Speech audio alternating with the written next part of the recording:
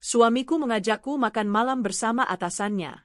Setelah mendengar percakapan mereka selama 5 menit dalam bahasa Jerman, aku pergi dalam diam dan menyusun surat gugatan cerai. Halo, para pendengar setia kanal Bisikan Hati di senja hari. Awal musim hujan di Jakarta, langit berwarna kelabu seperti tercampur asap. Aspal masih berkilau setelah gerimis yang datang dan pergi secepat kilat. Angin menyusup di antara bangunan-bangunan tuanan anggun di kawasan Menteng, membawa aroma tanah basah dan soto ayam hangat dari dapur-dapur yang baru saja menyalakan kompor. Dalam suasana yang begitu kelabu dan tenang, mudah sekali untuk percaya bahwa semuanya baik-baik saja sampai pintu tertutup di belakangmu dan kau ditinggalkan sendirian bersama kehidupan yang sesungguhnya. Namaku Aisyah, usiaku 34 tahun, aku seorang fotografer. Aku menggeluti dunia periklanan dan pembuatan konten visual untuk berbagai merek, mulai dari kosmetik, pakaian, hingga produk makanan sehat. Orang-orang yang melihatku sering mengucapkan kalimat yang terasa menyakitkan karena terlalu sering kudengar. Aduh, Aisyah, betapa beruntungnya kamu, cantik, berbakat, bisa menghasilkan uang, ditambah lagi suamimu bekerja di perusahaan besar. Aku sudah terbiasa sehingga hanya tersenyum menanggapinya.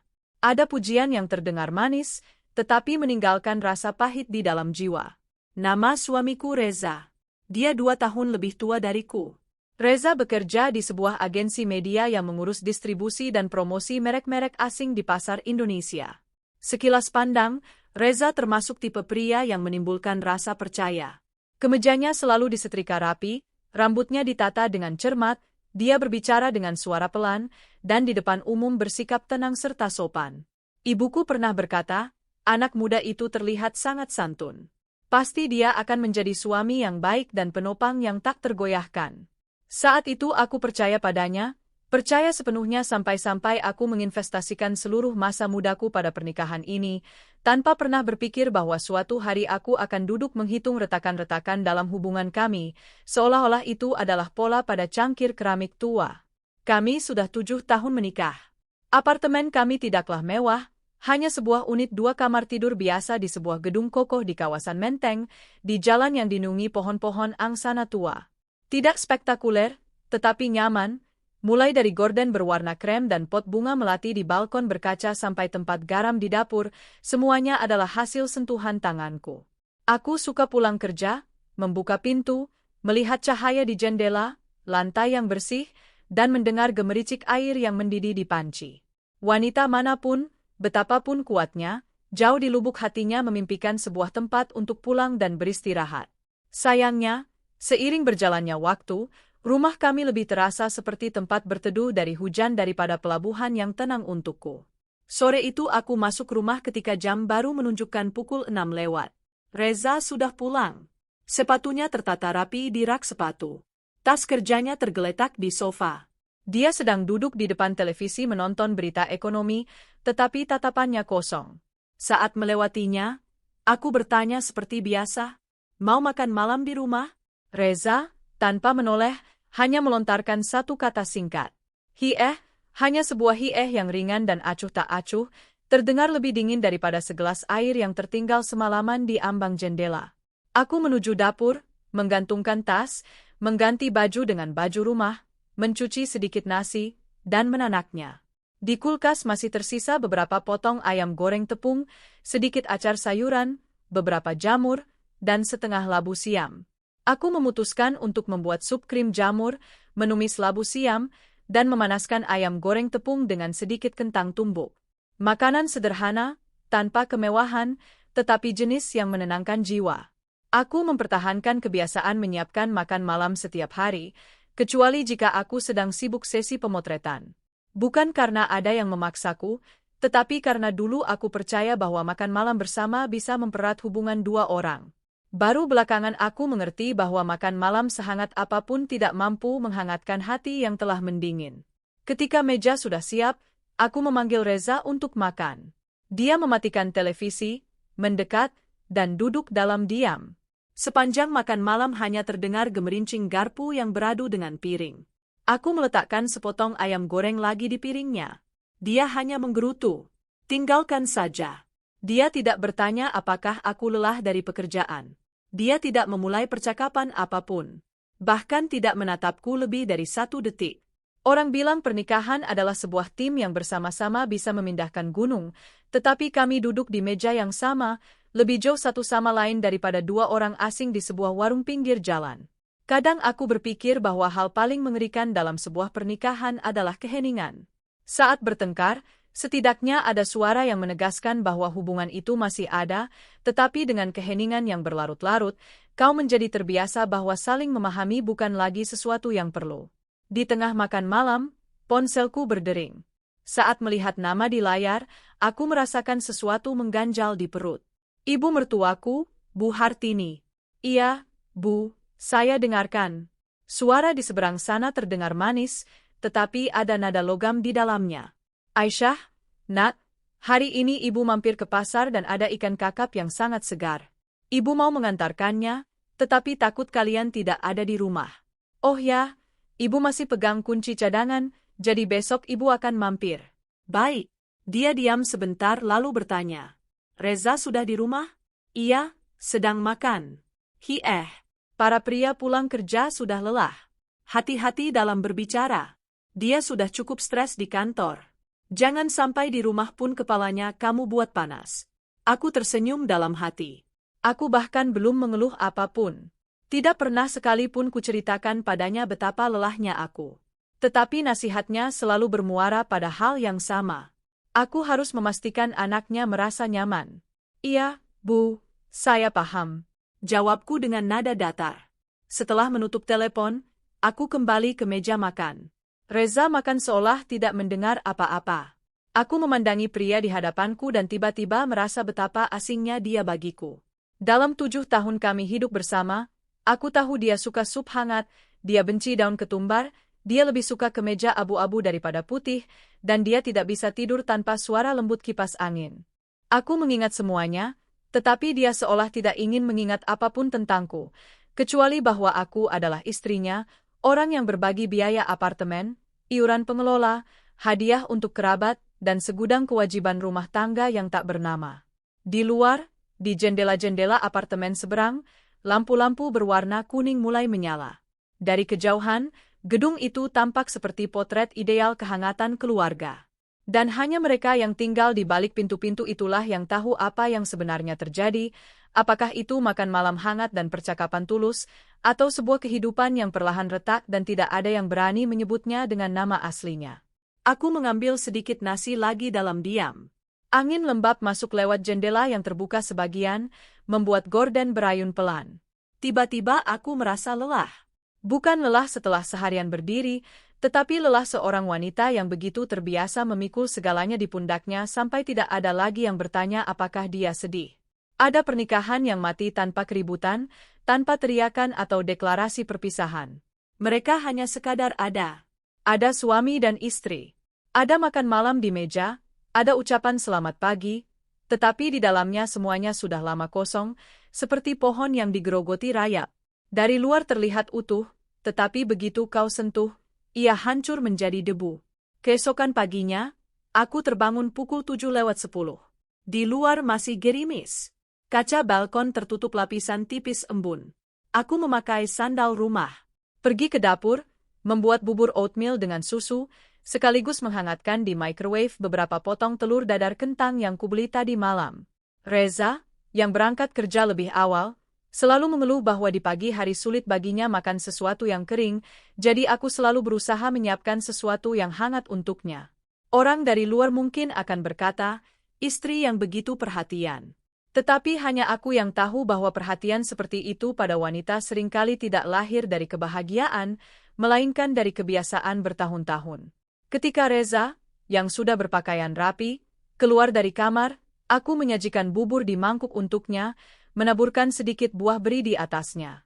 Dia duduk, mengaduknya 2 kali dengan sendok, lalu bertanya, ada sesi pemotretan hari ini?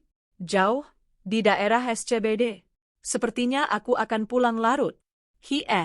Lagi-lagi itu. Setengah tertarik, setengah diucapkan sekadar untuk formalitas. Aku menatapnya, tetapi tidak berkata apa-apa lagi. Terkadang aku merasa, jika semua miliknya dikumpulkan, aku bisa membangun tembok di antara kami. Reza selesai makan, berdiri, menyeka mulut dengan serbet, mengambil tas kerja, lalu berkata, tagihan listrik harus dibayar sebelum tanggal 12. Kemarin pemberitahuan dari pengelola apartemen sudah datang. Dia mengatakannya dengan begitu wajar, seolah itu sudah menjadi kewajibanku secara otomatis. Aku mengangguk. Iya, saya tahu. Pintu tertutup, dan di apartemen kembali hadir keheningan seperti biasa. Sambil memasukkan piring-piring ke bak cuci, mendengarkan suara air mengalir, aku secara mental mengulang semua pengeluaran kami selama beberapa tahun terakhir. Sewa apartemen, iuran pengelola, listrik, air, internet, biaya parkir, belanja, obat-obatan untuk ibu mertua setiap kali cuaca lembab mengganggu persendiannya, uang untuk hadiah kerabatnya di hari ulang tahun dan hari raya, bahkan perbaikan AC tahun lalu dan pembelian kulkas baru, uang untuk hadiah akikah anak sepupunya. Setiap pengeluaran secara terpisah tidaklah besar, tetapi bila digabungkan membentuk beban berat yang terus-menerus, yang sudah terlalu lama kupikul sendirian. Di tahun-tahun awal pernikahan, aku tidak terlalu memperhatikannya. Kupikir dalam sebuah keluarga memang harus begitu. Siapa yang lebih kuat saat itu, dialah yang memikul lebih banyak. Pernikahan adalah sebuah tim. Itulah yang kupercayai dengan tulus. Pada waktu itu gaji Reza lebih rendah, pekerjaannya tidak stabil. Jadi aku sendiri yang mengambil inisiatif. Jika suatu bulan uangnya kurang, aku menambahkan dari milikku tanpa berkata apa-apa. Ketika punggung ibunya sakit dan harus segera menjalani MRI, akulah yang pertama mentransfer uang. Jika orang tuaku memerlukan sesuatu, aku juga menyelesaikannya sendiri agar suamiku tidak berada dalam posisi yang canggung. Aku tidak pernah mengungkit-ungkitnya. Menurutku, jika kalian adalah keluarga, menghitung siapa yang menghabiskan berapa adalah perbuatan orang yang picik. Tetapi ternyata tidak semua orang berpikir sama. Aku ingat sekitar 1,5 tahun lalu kami menghadiri acara ulang tahun seorang rekan lama Reza. Hari itu aku mengenakan gamis berwarna biru tua dan sedikit memulas wajah karena aku datang langsung dari sesi pemotretan.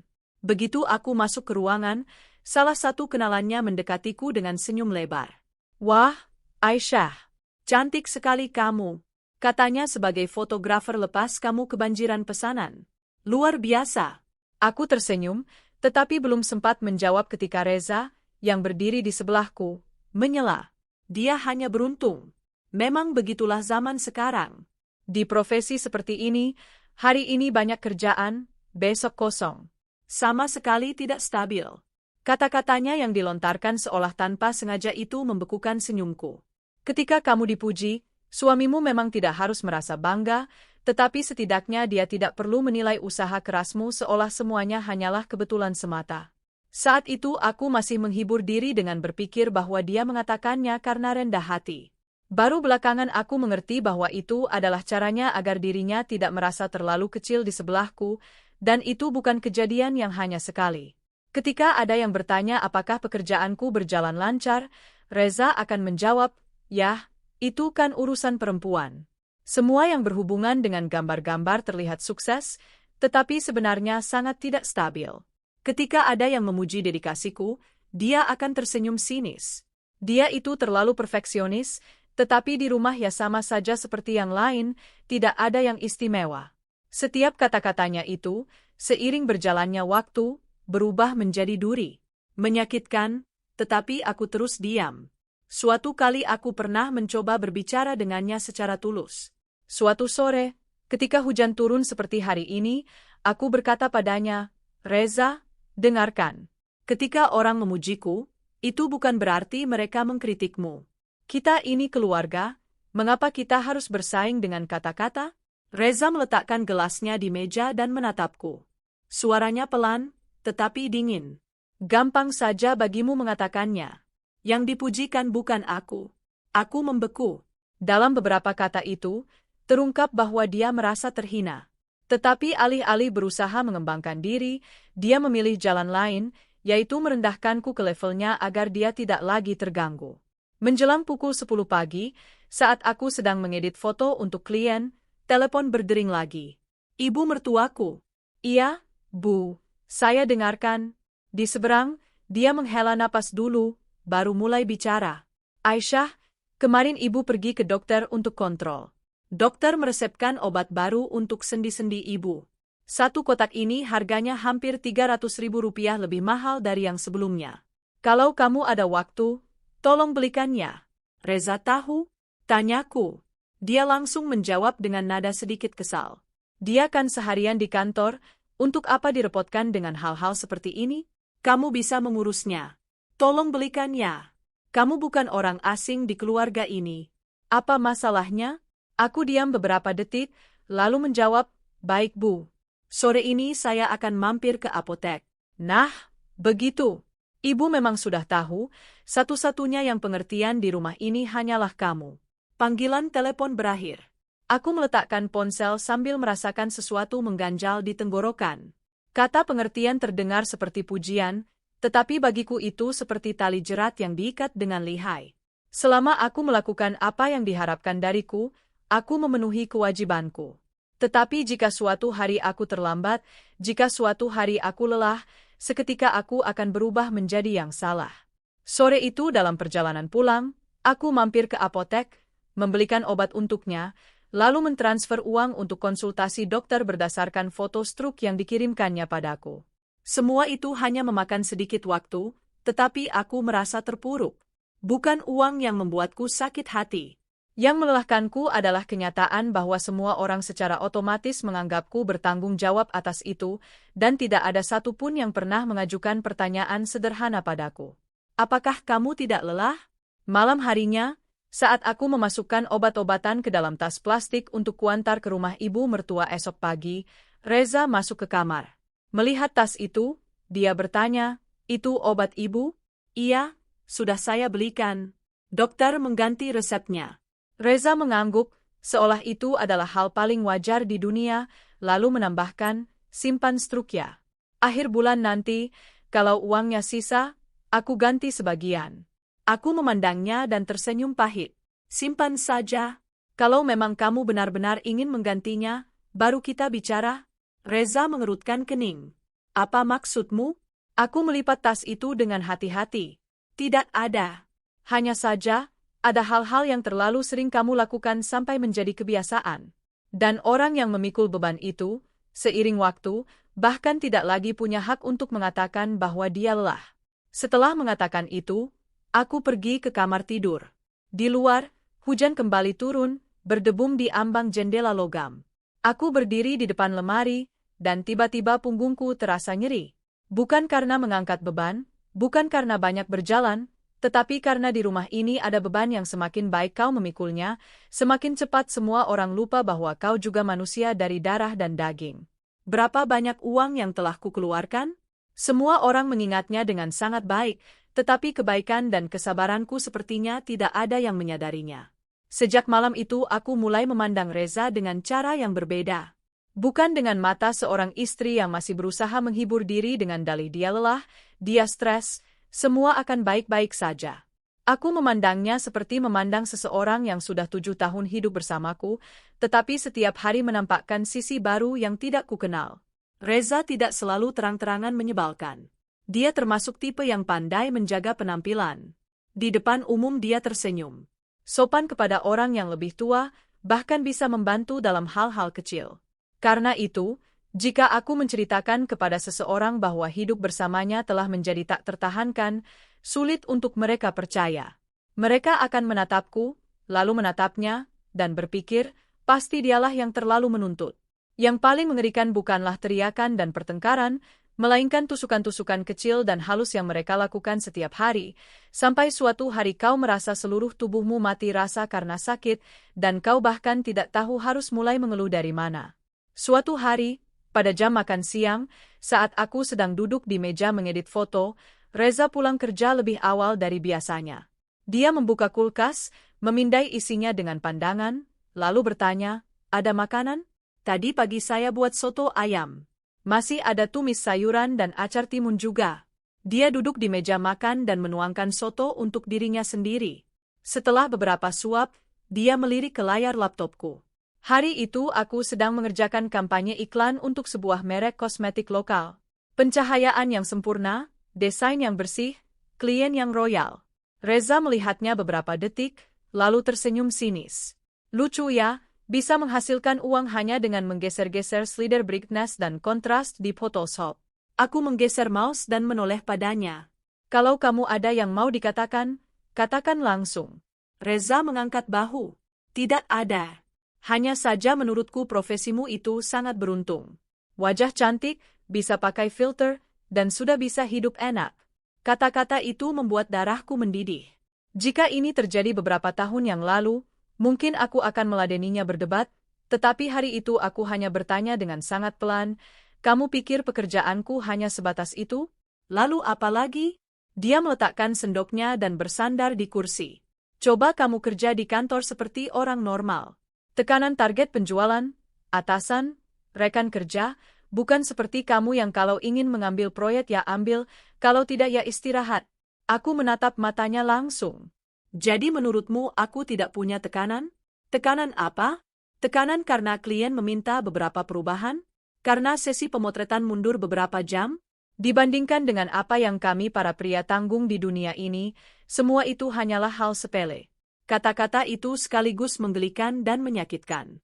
Ternyata selama bertahun-tahun ini, bukan berapa banyak yang kuhasilkan yang mengganggunya, melainkan dia menganggap pekerjaanku sebagai sesuatu yang tidak serius.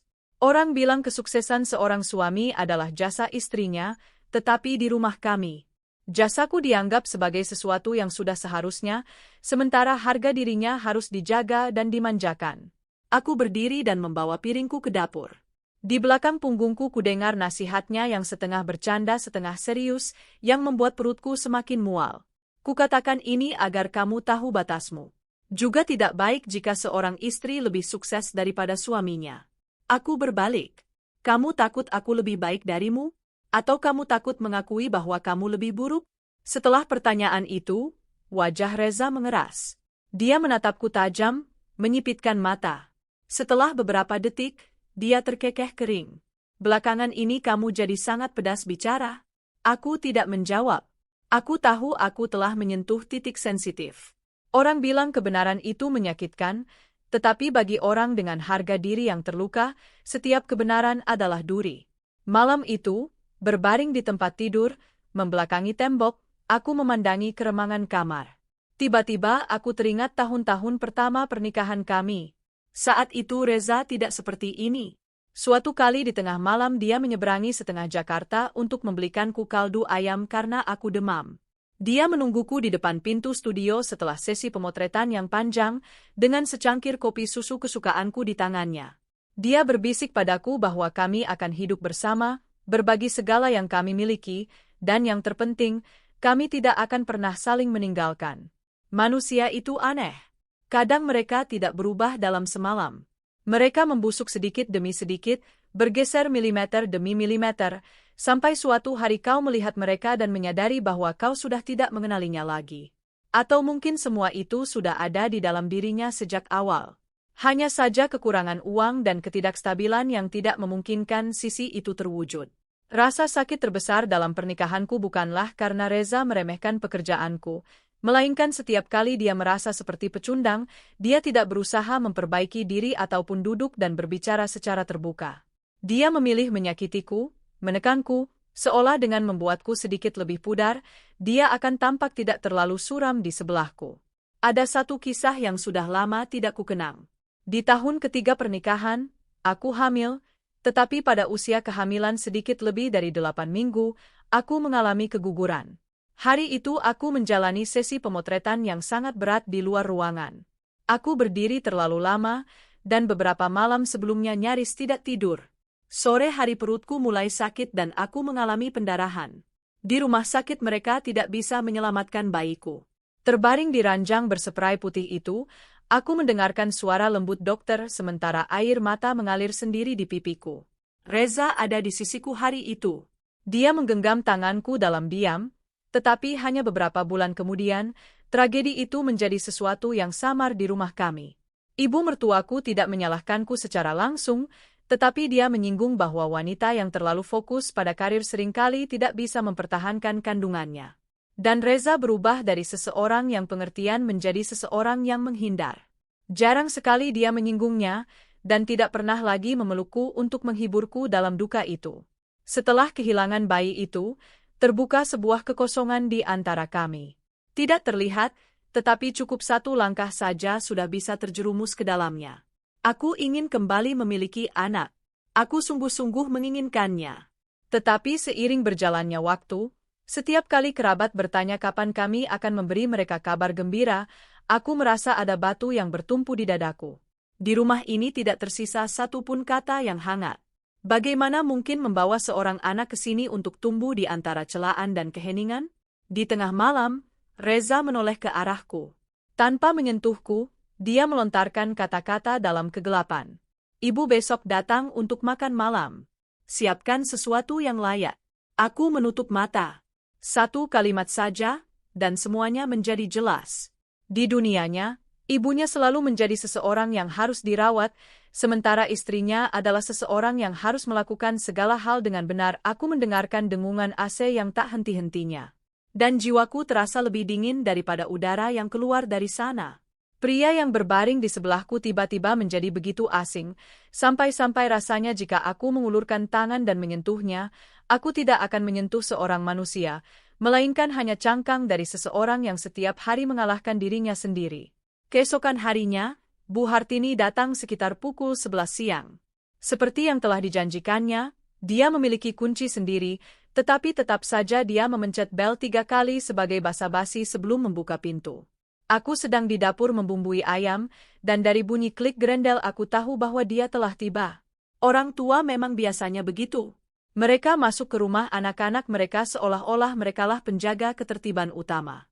Dia mengenakan daster bludru berwarna coklat kopi. Rambutnya ditata rapi. Di tangannya ada tas plastik berisi buah dan ikan yang dibeli dari pasar. Saat masuk, dia menyapu pandangan ke segala arah, mulai dari rak sepatu hingga meja makan, lalu meletakkan tas belanjanya. Rumahnya kelihatan bersih, tetapi tanaman di balkon milikmu menguning. Tidak baik kalau di rumah ada tanaman yang layu. Energi kehidupannya hilang. Aku mengeringkan tangan dengan lep dan menghampirinya. Iya Bu, beberapa hari terakhir ini saya berangkat pagi dan pulang malam. Belum sempat menyiraminya. Dia mengangguk dengan cara yang membuatku mengerti bahwa dia sedang menilaiku. Lalu dia langsung menuju dapur, mengangkat tutup panci tempat aku merebus sup.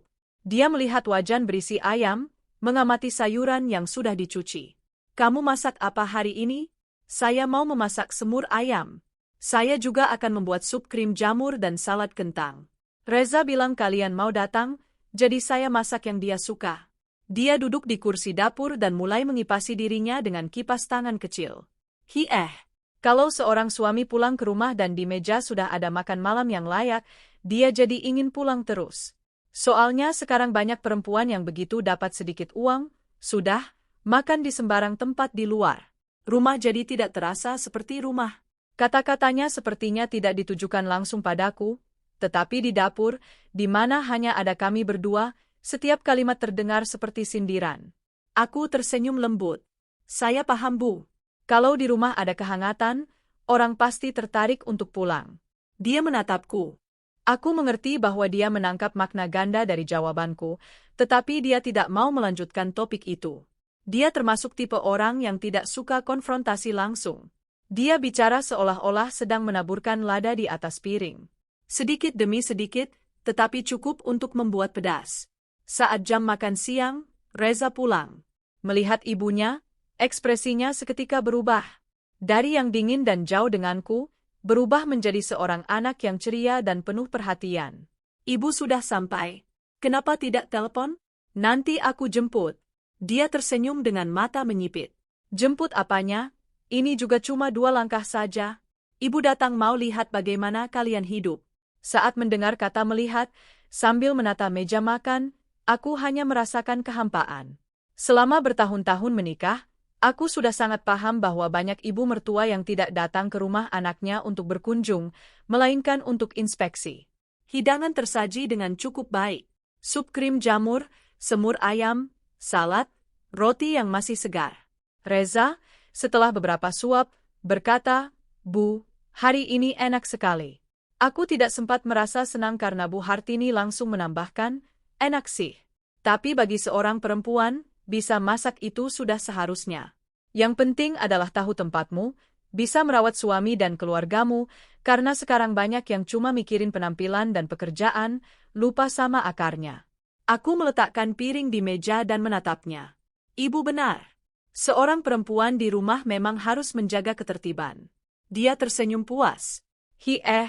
Ibu bicara begini karena niat baik. Lihat saja, para pria di tempat kerja menghadapi begitu banyak hal. Kalau pulang ke rumah dan istrinya malah membantah, melawan kehendaknya, dia jadi terluka.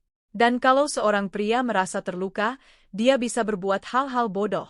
Reza, yang duduk di sebelahnya, makan dalam diam, tanpa membelaku, tanpa menyanggah. Diamnya itu bagiku lebih pahit daripada kata-kata ibu mertuaku. Karena ketika seorang pria membiarkan ibunya berbicara seperti itu kepada istrinya di hadapannya, artinya di dalam hatinya dia setuju dengannya. Aku meletakkan sepotong semur ayam di piringnya dan berkata pelan, "Saya mengerti, Bu. Saya selalu berusaha mengalah demi kedamaian di rumah ini." Dia menyingkirkan garpu dan menatapku, entah dengan nada sinis atau curiga. Mengalah itu baik. Perempuan yang tahu mengalah akan mempertahankan suaminya. Tapi kalau kamu menghasilkan uang tapi belum belajar untuk lebih tahu diri, hati-hati. Jangan sampai kamu melakukan kesalahan besar karena merasa terlalu pintar. Kalimat itu seperti sebilah pisau tipis, tanpa teriakan, tanpa kata-kata kasar, tetapi menusuk langsung ke harga diri. Aku menelan sesuap makanan dan merasakan bagaimana makanan itu tersangkut di tenggorokanku. 7 tahun menjadi menantunya. Setiap kali aku membantu keluarganya, dia menganggapnya sudah sewajarnya. Tetapi begitu ada yang menyebut keberhasilanku, dia mengalihkan pembicaraan ke topik bahwa seorang perempuan harus tahu tempatnya. Jasa-jasaku dianggapnya sebagai kewajiban. Harga diri anaknya dia manjakan seperti vas keramik yang rapuh. Ketika kami sudah hampir selesai makan, dia tiba-tiba bertanya, "Oh iya, minggu lalu Bibi Laila menelepon dari kampung. Dia bertanya kenapa setelah 7 tahun menikah di rumah kalian sepi sekali. Orang seusia kalian biasanya anaknya sudah masuk sekolah." Aku kembali menggenggam garpu lebih kuat. Begitu suasana di rumah mulai sedikit tenang, selalu ada saja yang harus menghantam titik paling menyakitkan. "Bu, anak itu datang kalau Allah sudah berkehendak," jawabku dengan suara datar. Dia menghela napas dengan nada puas. Kehendak Allah itu satu hal, tapi kalau seorang perempuan seharian kepalanya cuma tentang pekerjaan, selalu tegang seperti tali yang ditarik, ya jadi susah juga. Ibu bukan menyalahkan, tapi niatnya baik. Lalu Reza menyela, tetapi kata-katanya hanya menambah minyak ke api. "Bu, biarkan saja semua berjalan apa adanya. Sekarang dia banyak pekerjaan." Saat mendengar kata dia itu, aku membeku. Di saat-saat jengkel, Reza biasanya memanggilku seperti itu. Bukan Aisyah, bukan istriku, hanya dia, perempuan yang tinggal bersamanya di rumah yang sama. Aku meletakkan piring, menyeka tangan, dan mencoba tetap tenang. Aku berkata, "Saya pernah kehilangan seorang anak. Saya kira ibu tahu bahwa tidak semuanya hanya bergantung pada keinginan." Di meja makan sesaat terjadi keheningan. Bu Hartini mengalihkan pandangan dan terbatuk. "Tapi ibu kan tidak menyalahkanmu, ibu cuma mengingatkan agar kamu mengukur kekuatanmu. Seorang perempuan bagaimanapun juga harus menikah, punya anak. Baru setelah itu dia punya keluarga yang sesungguhnya." Aku menatap langsung ke matanya.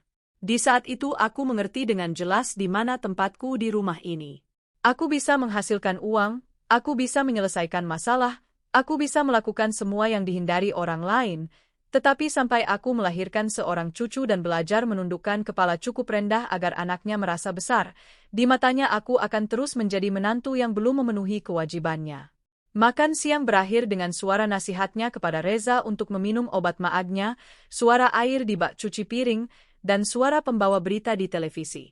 Semua terdengar sangat keseharian, tetapi bagiku sama sekali tidak demikian. Ketika aku mengantarnya ke pintu, dia berbalik dan menambahkan dengan suara yang selembut bisikan, "Aisyah, ibu banyak bicara bukan karena ibu tidak sayang padamu. Ibu cuma takut perempuan yang terlalu pintar pada akhirnya tidak tahu cara mempertahankan kebahagiaannya." Aku berdiri di ambang pintu, memandangi sosoknya yang menghilang di lorong. Di belakangku, apartemen itu tetap sama terangnya, bersih, dengan perabotan dan peralatan makannya, seperti ribuan rumah lainnya. Tetapi aku tahu bahwa di rumah ini yang paling melelahkanku bukanlah teriakan, melainkan ceramah-ceramah yang dibungkus kapas gula seperti itu, yang terdengar seperti kepedulian, tetapi sebenarnya menyayat daging yang masih hidup. Hari itu di meja makan hanya ada sedikit orang, tetapi aku merasa lebih kesepian dari sebelumnya. Ada kepahitan yang tidak tersangkut di tenggorokan, melainkan langsung di jantung. Dan mustahil untuk menelannya, tetapi juga tidak punya kekuatan untuk memuntahkannya. Pertengahan Oktober, Jakarta tenggelam dalam cuaca yang tidak menentu.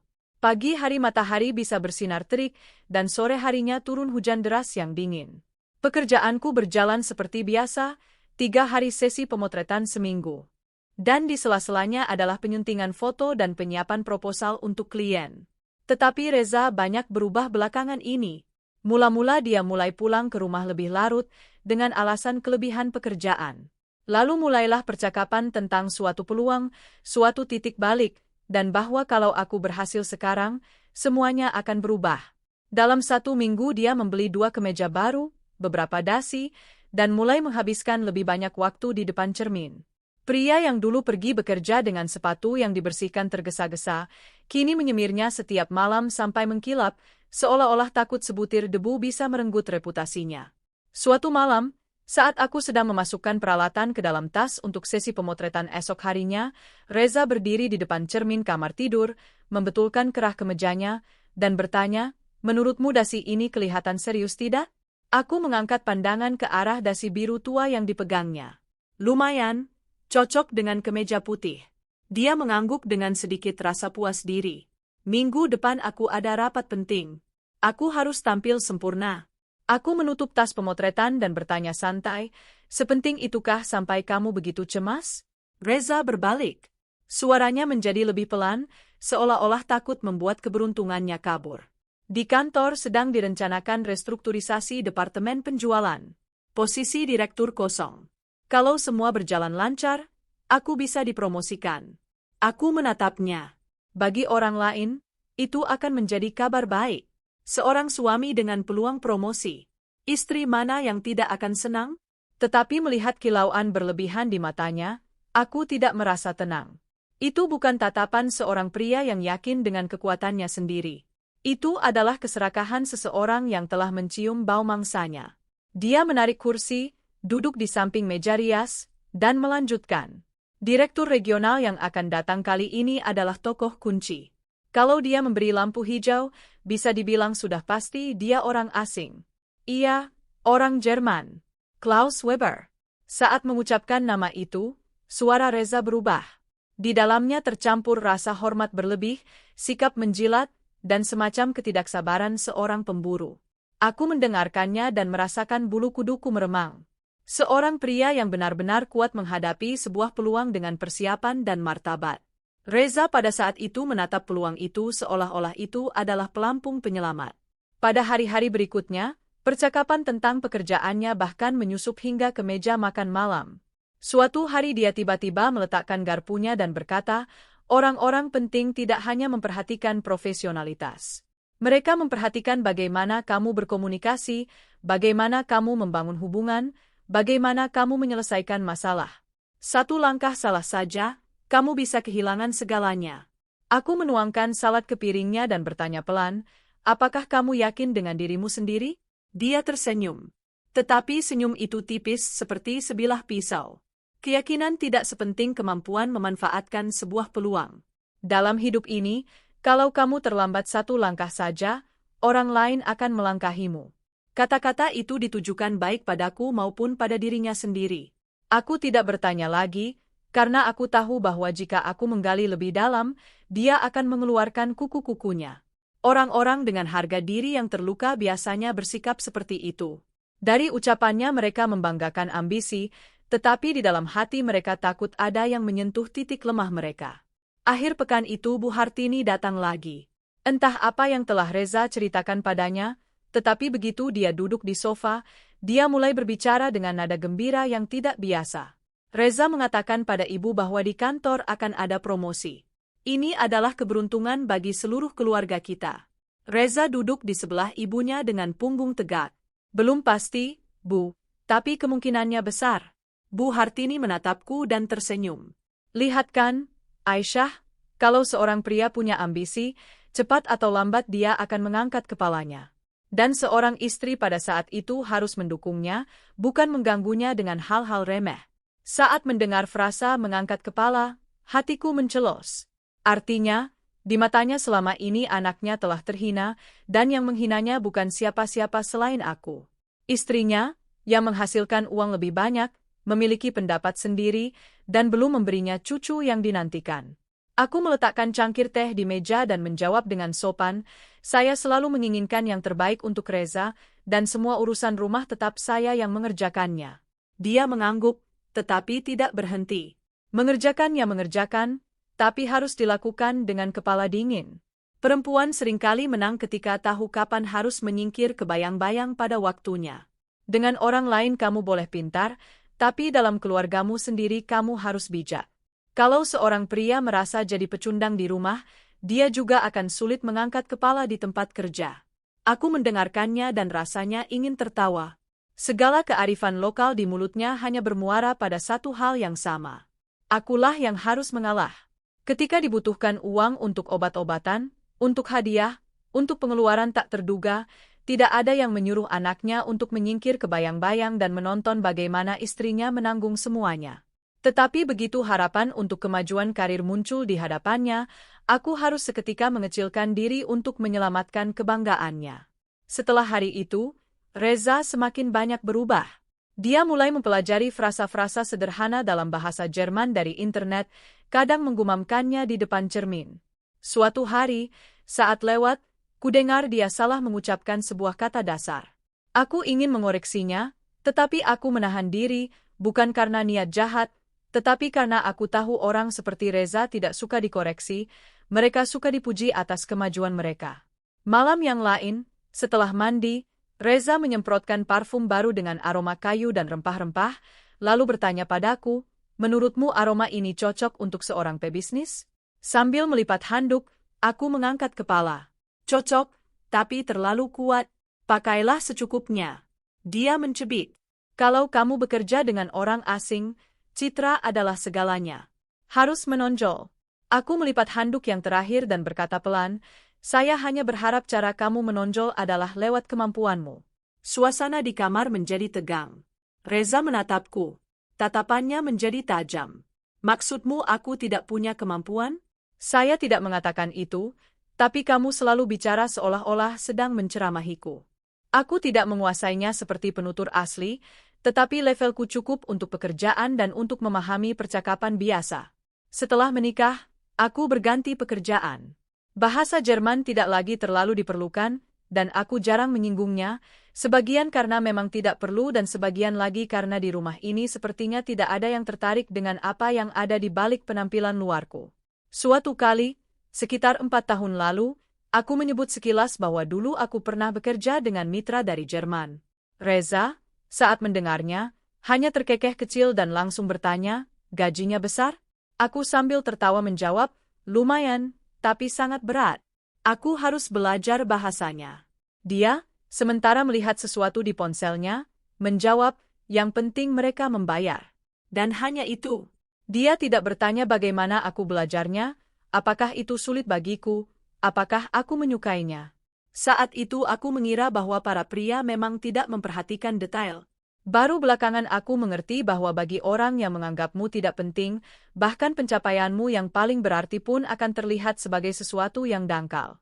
Sejak di kantor Reza mulai beredar rumor tentang perubahan personel, suasana di rumah menjadi semakin aneh.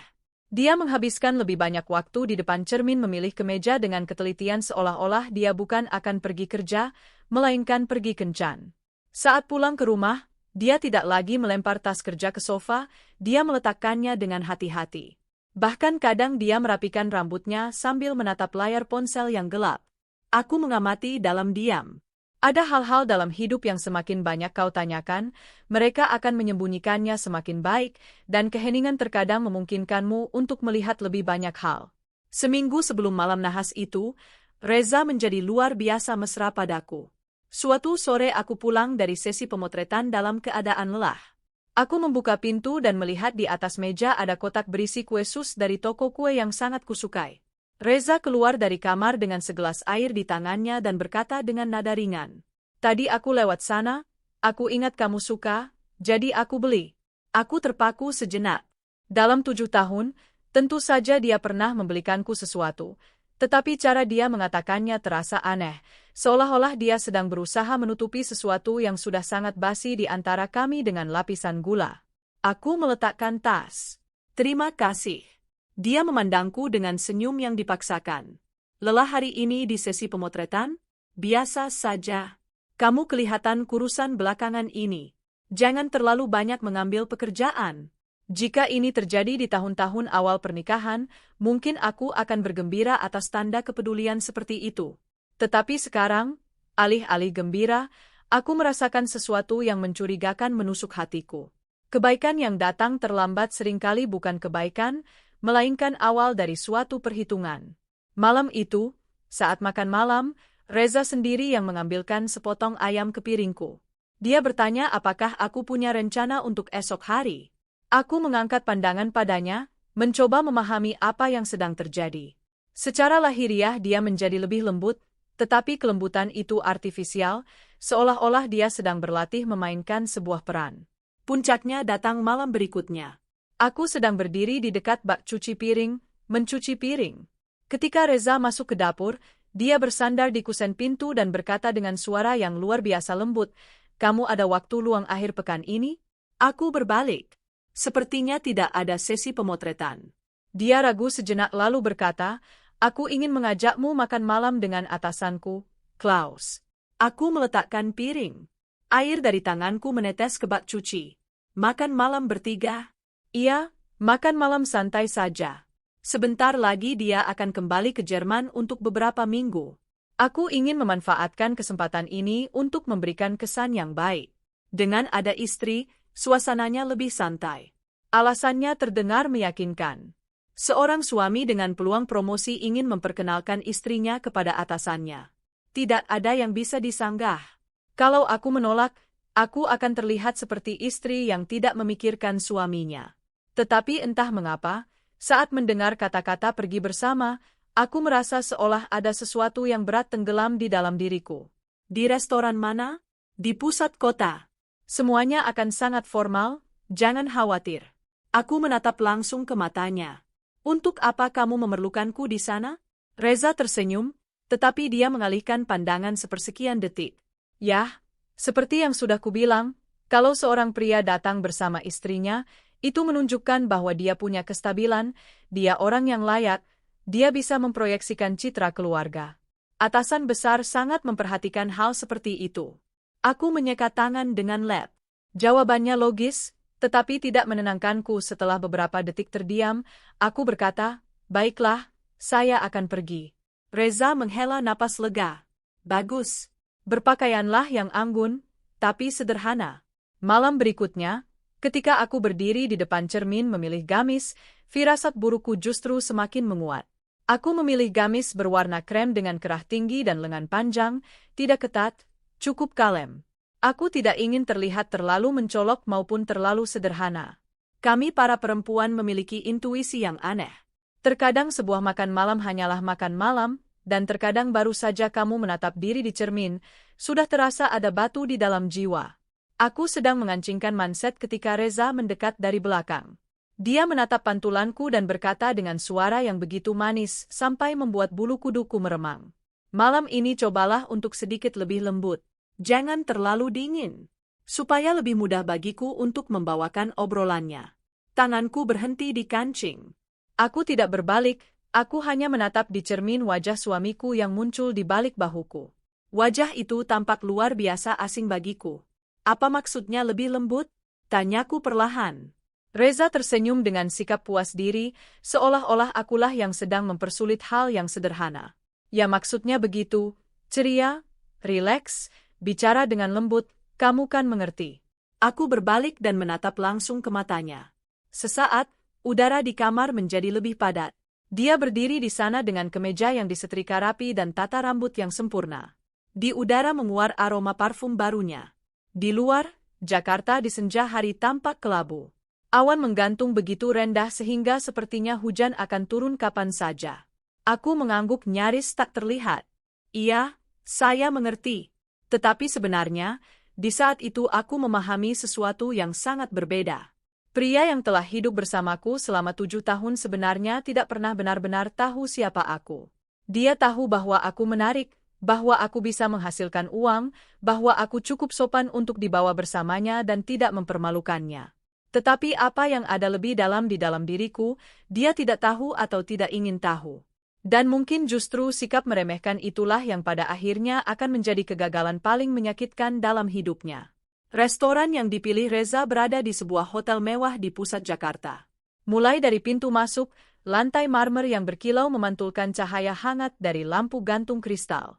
Para pelayan yang mengenakan seragam hitam membungkuk saat kami masuk. Semua di sana tampak begitu terhormat, sampai-sampai rasanya jika kau membuat keributan di sini, kaulah dan bukan orang lain yang akan terlihat tidak pada tempatnya. Aku berjalan di samping Reza, mendengarkan ketukan pelan sepatu haknya. Di dalam hatiku aku tegang seperti senar biola. Aku mengenakan gamis berwarna krem itu dengan jas luar tipis di atasnya, Reza dengan kemeja putih dan dasi biru tua. Rambutnya ditata dengan lebih teliti daripada biasanya. Dari luar kami tampak seperti pasangan ideal yang datang ke sebuah makan malam penting. Siapa yang akan mengira saat melihat kami bahwa kami sedang tidak berada di hari-hari terbaik dalam pernikahan kami? Dalam hidup memang selalu begitu. Apa yang enak dipandang tidak selalu enak di hati. Kami diantar ke meja di sudut dalam ruangan di samping jendela besar yang menghadap ke kota di malam hari. Klaus Weber sudah berada di sana.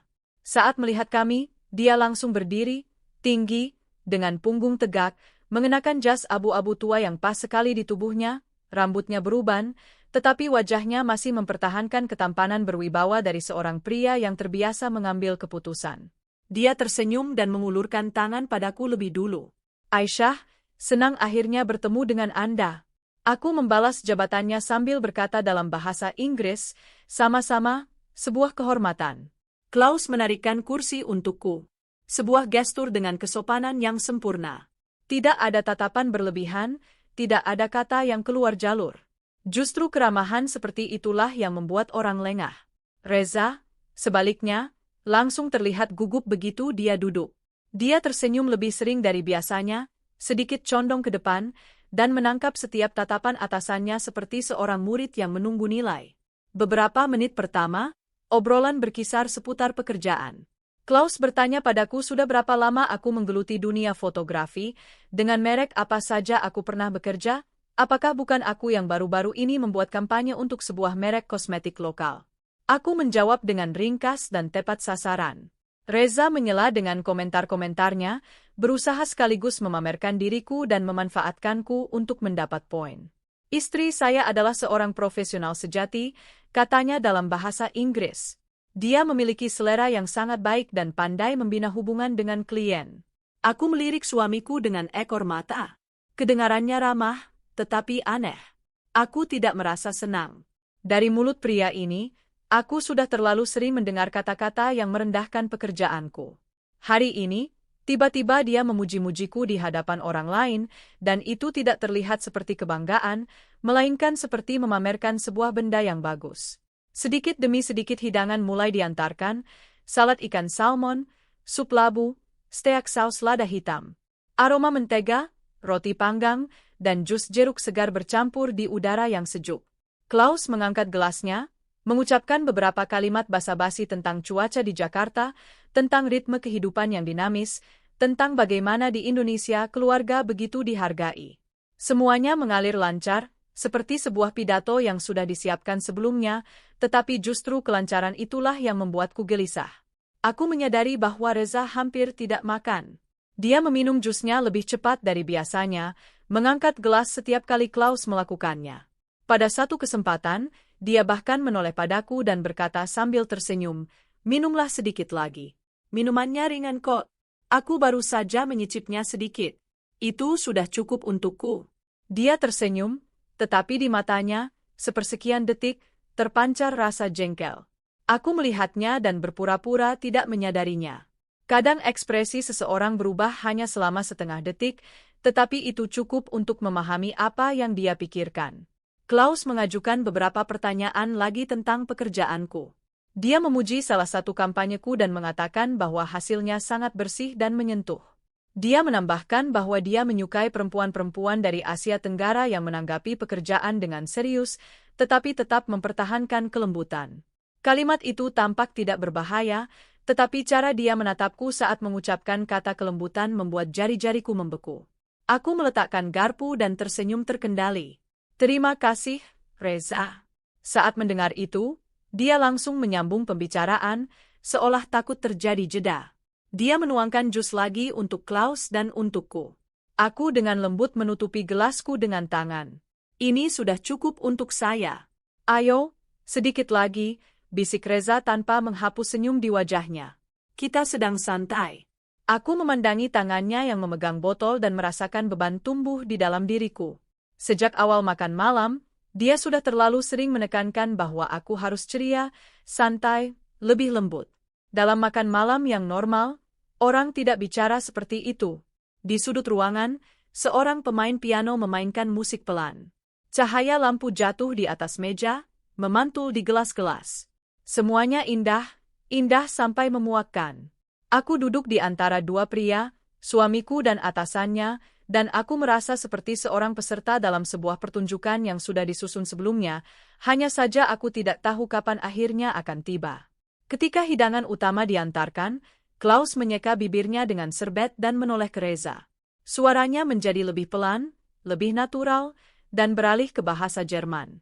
Di saat itu aku tidak mengangkat kepala, aku hanya mengambil gelas air dan berusaha bernapas tenang, seolah-olah tidak ada apa-apa yang terjadi.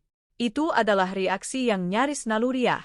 Orang biasanya mengira bahwa seorang perempuan, saat mencurigai sesuatu, akan mulai menatap tajam, mengajukan pertanyaan, mengubah raut wajah. Tapi tidak. Ketika insting membunyikan alarm, hal pertama yang kau lakukan adalah diam membeku. Klaus mengucapkan satu kalimat pendek, pelan, dan jelas. Reza, saat mendengarnya, tersenyum dipaksakan dan menjawab dalam bahasa Jerman yang terbata-bata, jelas sekali berusaha untuk menyenangkannya. Aku menunduk, tetapi telingaku menangkap setiap bunyi. Dalam 1 detik aku mengerti. Topeng kesopanan akan segera terjatuh dan makan malam ini bukanlah sekadar sebuah adegan biasa. Klaus sedikit mencondongkan tubuhnya ke arah Reza. Suaranya dalam, setiap katanya setajam ketukan pada sebuah kristal. Dia mengatakan bahwa aku lebih cantik daripada yang dia kira. Dia mengatakan bahwa perempuan seperti aku, jika sedikit lebih tahu menyenangkan orang, bisa menyederhanakan banyak hal. Setelah kalimat pertama, aku masih berpikir mungkin aku sedang berhayal. Setelah kalimat kedua, tanganku membeku, dan ketika Klaus sambil tersenyum puas menambahkan bahwa jika malam ini berjalan tanpa hambatan, urusan promosi Reza akan beres, aku tahu aku tidak salah dengar. Aku duduk, tak bergerak, memandangi tepi taplak meja. Di meja-meja tetangga, peralatan makan berdenting pelan. Pemain piano masih terus memainkan lagunya, hanya saja di dalam dadaku sesuatu telah runtuh dengan berat sampai ke dasar. Reza tersenyum dipaksakan dengan senyum yang sudah sangat kukenal, dan menjawab dalam bahasa Jerman yang terbata-bata, tetapi setajam sebilah pisau. Istri saya tidak mengerti bahasa Jerman. Dia tidak kuat minum, beberapa gelas lagi dan semuanya akan beres. Saya paham maksud Anda, Mr. Becker. Saya sangat memerlukan jabatan ini. Aku mendengar setiap katanya. Aku kira aku tidak akan pernah melupakan momen itu seumur hidupku, bukan karena Reza mengkhianatiku dalam arti kata yang biasa, tetapi karena dia duduk di sebelahku, dalam keadaan sadar sepenuhnya, dengan setelan yang layak, membicarakan bagaimana cara menggunakan istrinya sendiri sebagai barang dagangan untuk mendapatkan sebuah kursi di perusahaan. 7 tahun pernikahan, segala upayaku, segala kesabaranku, semuanya dalam sekejap berubah menjadi sebuah kebenaran yang menjijikkan. Pria ini tidak pernah menganggapku sebagai belahan jiwanya. Dalam kasus terbaik, aku hanyalah sebuah aksesori yang bisa dipamerkan ketika cocok dan bisa dijadikan alat pembayaran ketika menguntungkan. Aku tidak menangis. Aneh. Aku pikir di saat seperti itu seharusnya setidaknya aku gemetar atau terisak, tetapi tidak. Rasa sakitnya begitu dalam sampai tidak berubah menjadi air mata. Ia berubah menjadi sebongkah es di dadaku. Begitu berat sampai aku merasa tanpa bobot, seolah-olah tidak ada lagi darah yang tersisa di tubuhku. Klaus mengangkat gelasnya sambil memandangku. Reza juga berbalik. Suaranya menjadi manis memuakkan. Aisyah, ada apa denganmu? Minumlah sedikit lagi. Aku meletakkan gelas air dan mengangkat pandangan ke arah suamiku. Hanya satu tatapan, wajah itu, mata itu, mulut yang pernah mengucapkan begitu banyak kata-kata lembut padaku. Dan sekarang, dalam hitungan menit, semua itu menjadi asing secara menjijikkan bagiku. Aku tersenyum lemah, cukup sopan agar tidak ada yang curiga. Permisi, saya perlu ke toilet wanita. Reza langsung mengangguk. Mungkin dia pikir rencananya berjalan sesuai yang diharapkan. Klaus hanya sedikit menundukkan kepala, mempertahankan kesopanannya yang sempurna. Aku berdiri, mengambil tas, dan melangkah dengan punggung tegak, seolah-olah aku memang hanya akan memperbaiki riasan. Hanya setelah pintu toilet tertutup di belakangku, aku menopang diriku dengan kedua tangan di wastafel dan bernapas dengan susah payah. Di cermin, wajahku tenang. Lipstikku tidak luntur. Tatanan hijab dan rambutku utuh. Hanya mataku yang berbeda, kosong. Aku mengeluarkan ponsel dan menulis kepada sahabatku, Sari, satu kalimat saja. Suamiku sedang mencoba menjualku kepada atasannya demi sebuah jabatan. Aku mendengar semuanya dalam bahasa Jerman. Setelah mengirim pesan itu, aku mengirimkan lokasiku padanya. Tanganku tidak gemetar. Jantungku tidak berdebar kencang. Kurasa ketika rasa sakit telah mencapai batasnya, seseorang menjadi sangat tenang dengan cara yang mengerikan. Aku memesan Grab lewat aplikasi, memilih untuk keluar lewat pintu samping, dan menatap diriku sekali lagi di cermin. Tidak menangis, tidak kembali, tidak membuat keributan, tidak melakukan apa yang mereka harapkan dariku. Karena jika sekarang aku membuat keonaran, aku hanya akan memiliki suaraku dan rasa malu, sementara mereka sudah menyiapkan jalan keluar. Aku keluar dari pintu samping restoran. Di luar, Jakarta baru saja dibersihkan oleh hujan. Aspal berkilau di bawah cahaya lampu seperti cermin yang pecah. Aku masuk ke Grab, menyebutkan alamatku, dan rasanya seperti suaraku bukan milikku lagi. Saat tiba di apartemen, aku tidak menyalakan semua lampu. Aku hanya membiarkan sebuah lampu tidur di salah satu sudut ruang tamu menyala. Dalam keremangan ini begitu hening sampai aku bisa mendengar detikan jam dinding. Lebih dari 1 jam kemudian, Reza pulang. Saat melihatku, dia seketika mengenakan topeng suami yang cemas.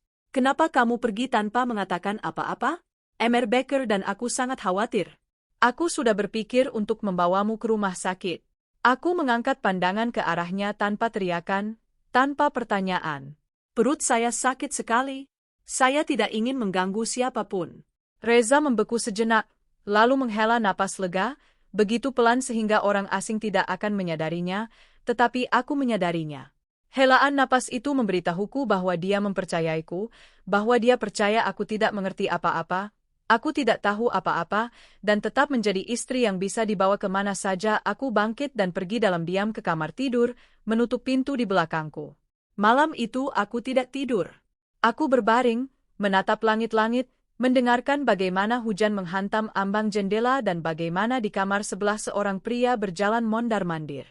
Beberapa pernikahan tidak mati pada hari ditandatanganinya surat cerai. Mereka mati ketika salah satu pasangan memutuskan bahwa kehormatan pihak yang lain adalah objek negosiasi. Jika Anda telah mendengarkan sampai saat ini, mungkin Anda memahami bahwa ada penghinaan yang tidak bisa ditelan dan tidak bisa dipura-purakan seolah tidak pernah terjadi. Jika Anda berada di posisi saya, apakah Anda akan membuat keributan malam itu juga? Atau Anda akan memilih diam untuk melihat wajah sebenarnya dari orang yang berbagi ranjang dengan Anda? Tinggalkan komentar Anda dan jangan pergi dulu, karena terkadang hal yang paling mengejutkan bukanlah pengkhianatan itu sendiri, melainkan bagaimana seorang perempuan bangkit setelah melihat seluruh kedalaman kekejian. Keesokan paginya aku bangun lebih awal dari biasanya. Langit berawan. Di kaca balkon, tetesan hujan semalam telah mengering. Reza sudah pergi, meninggalkan di meja segelas air yang baru diminum setengah. Aku menatapnya dan berbalik. Baru kemarin pria ini bisa berdiri di hadapanku memainkan peran sebagai suami yang cemas. Memang ada orang-orang yang pertunjukannya bisa memenuhi teater. Aku belum lama menyeduhkan teh untuk diriku sendiri ketika Sari datang. Dia masuk dan bahkan tanpa duduk, dia mencengkeram lenganku. Ceritakan semuanya padaku. Apa yang dia katakan? Aku menuangkan secangkir teh hangat untuknya. Suaraku anehnya terdengar tenang. Reza duduk di sebelahku sambil berkata kepada si Klaus itu bahwa aku tidak mengerti bahasa Jerman. Dia bilang aku tidak kuat minum, dan beberapa gelas lagi akan membuatku lebih mudah dibujuk. Dia jelas-jelas mengatakan bahwa dia memerlukan jabatan itu. Sari terdiam membeku. Wajahnya memerah. Dia meletakkan cangkirnya di meja dengan keras. Ya Allah, dia ini sudah bukan manusia lagi. Laporkan dia ke perusahaannya sendiri atau buat keributan di depan Emer Klaus itu dan ibu mertuamu yang terhormat itu. Orang seperti itu tidak boleh dibiarkan begitu saja. Nanti dia akan semakin memanjat di atas kepalamu. Aku menatapnya dan menggelengkan kepala. Kalau sekarang aku ribut, dia akan membantah semuanya. Klaus akan cuci tangan. Aku hanya akan memiliki kata-kataku dan rasa maluku, tanpa satupun bukti yang kuat. Dan kamu akan bisa menelannya? Aku tidak akan menelannya. Aku akan menyimpannya untuk mengembalikannya kepadanya. Sari terdiam. Dia memang impulsif, tetapi tidak bodoh. Setelah menatapku lama, dia bertanya pelan, apa yang akan kamu lakukan? Aku bersandar di kursi dan berkata perlahan, pertama-tama aku akan berpura-pura tidak tahu apa-apa. Dia pikir aku pulang karena sakit perut. Biarkan dia terus percaya. Orang yang menyembunyikan sesuatu akan menurunkan kewaspadaannya ketika dia yakin semuanya berjalan lancar. Sari menggigit bibirnya dan mengangguk. Untuk menangkap harimau, kau harus masuk ke sarangnya. Aku mengerti, tapi berhati-hatilah. Aku tersenyum pahit. Sejak saat dia memutuskan untuk menjual istrinya sendiri, aku sudah tidak punya alasan untuk tidak berhati-hati. Sejak hari itu aku mulai hidup dengan cara yang berbeda. Secara lahiriah aku masih tetap Aisyah yang sama. Aku menyiapkan sarapan jika sempat. Aku menanyakan kepada Reza pertanyaan-pertanyaan wajib tentang pekerjaannya, aku menyodorkan ke mejanya sebelum dia berangkat. Bahkan aku berusaha berbicara dengan lebih lembut agar dia sepenuhnya yakin bahwa malam itu hanyalah sebuah kejadian sial. Dan Reza percaya padanya. Para pria yang sudah lama tidak menghargai istri mereka, seringkali mengira bahwa mereka sepenuhnya mengendalikan keadaan. Pada sore hari Selasa, saat aku mengedit foto di ruang tamu, Reza keluar ke balkon untuk berbicara di telepon. Pintu terbuka sebagian. Aku tidak sedang menguping. Tetapi ada hal-hal yang datang sendiri ke telingamu. Sudah kubilang, dalam beberapa hari lagi aku akan dapat uangnya. Jangan terus mendesak. Aku tidak akan meninggalkanmu begitu saja. Suara Reza pelan dan tajam.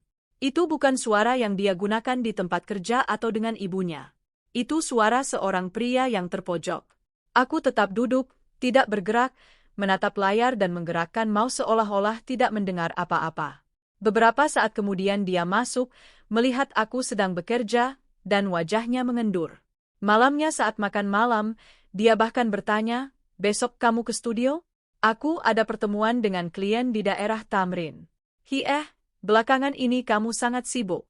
Sambil menuangkan salad, aku menjawab dengan sangat wajar. Yah, mau bagaimana lagi? Kita semua harus mencari nafkah. Mendengar kata-kata itu, Reza sedikit menegang.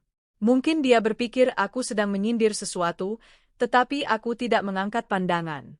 Aku ingin dia mulai takut pada hal yang tidak dia pastikan. Aku akan mengamati. Pada hari-hari berikutnya aku mulai memperhatikan bahwa di ponsel Reza sering muncul notifikasi yang seketika dia hapus. Suatu hari, saat aku sedang mandi, layarnya menyala. Aku hanya bisa melihat sebagian dari satu kalimat. Hari ini kita tutup urusannya. Aku tidak mengambil ponselnya, aku tidak memerlukannya. Ketika kamu tahu ada tikus di rumah, yang pertama dilakukan bukanlah memukul setiap sudut, melainkan mengikuti jejaknya.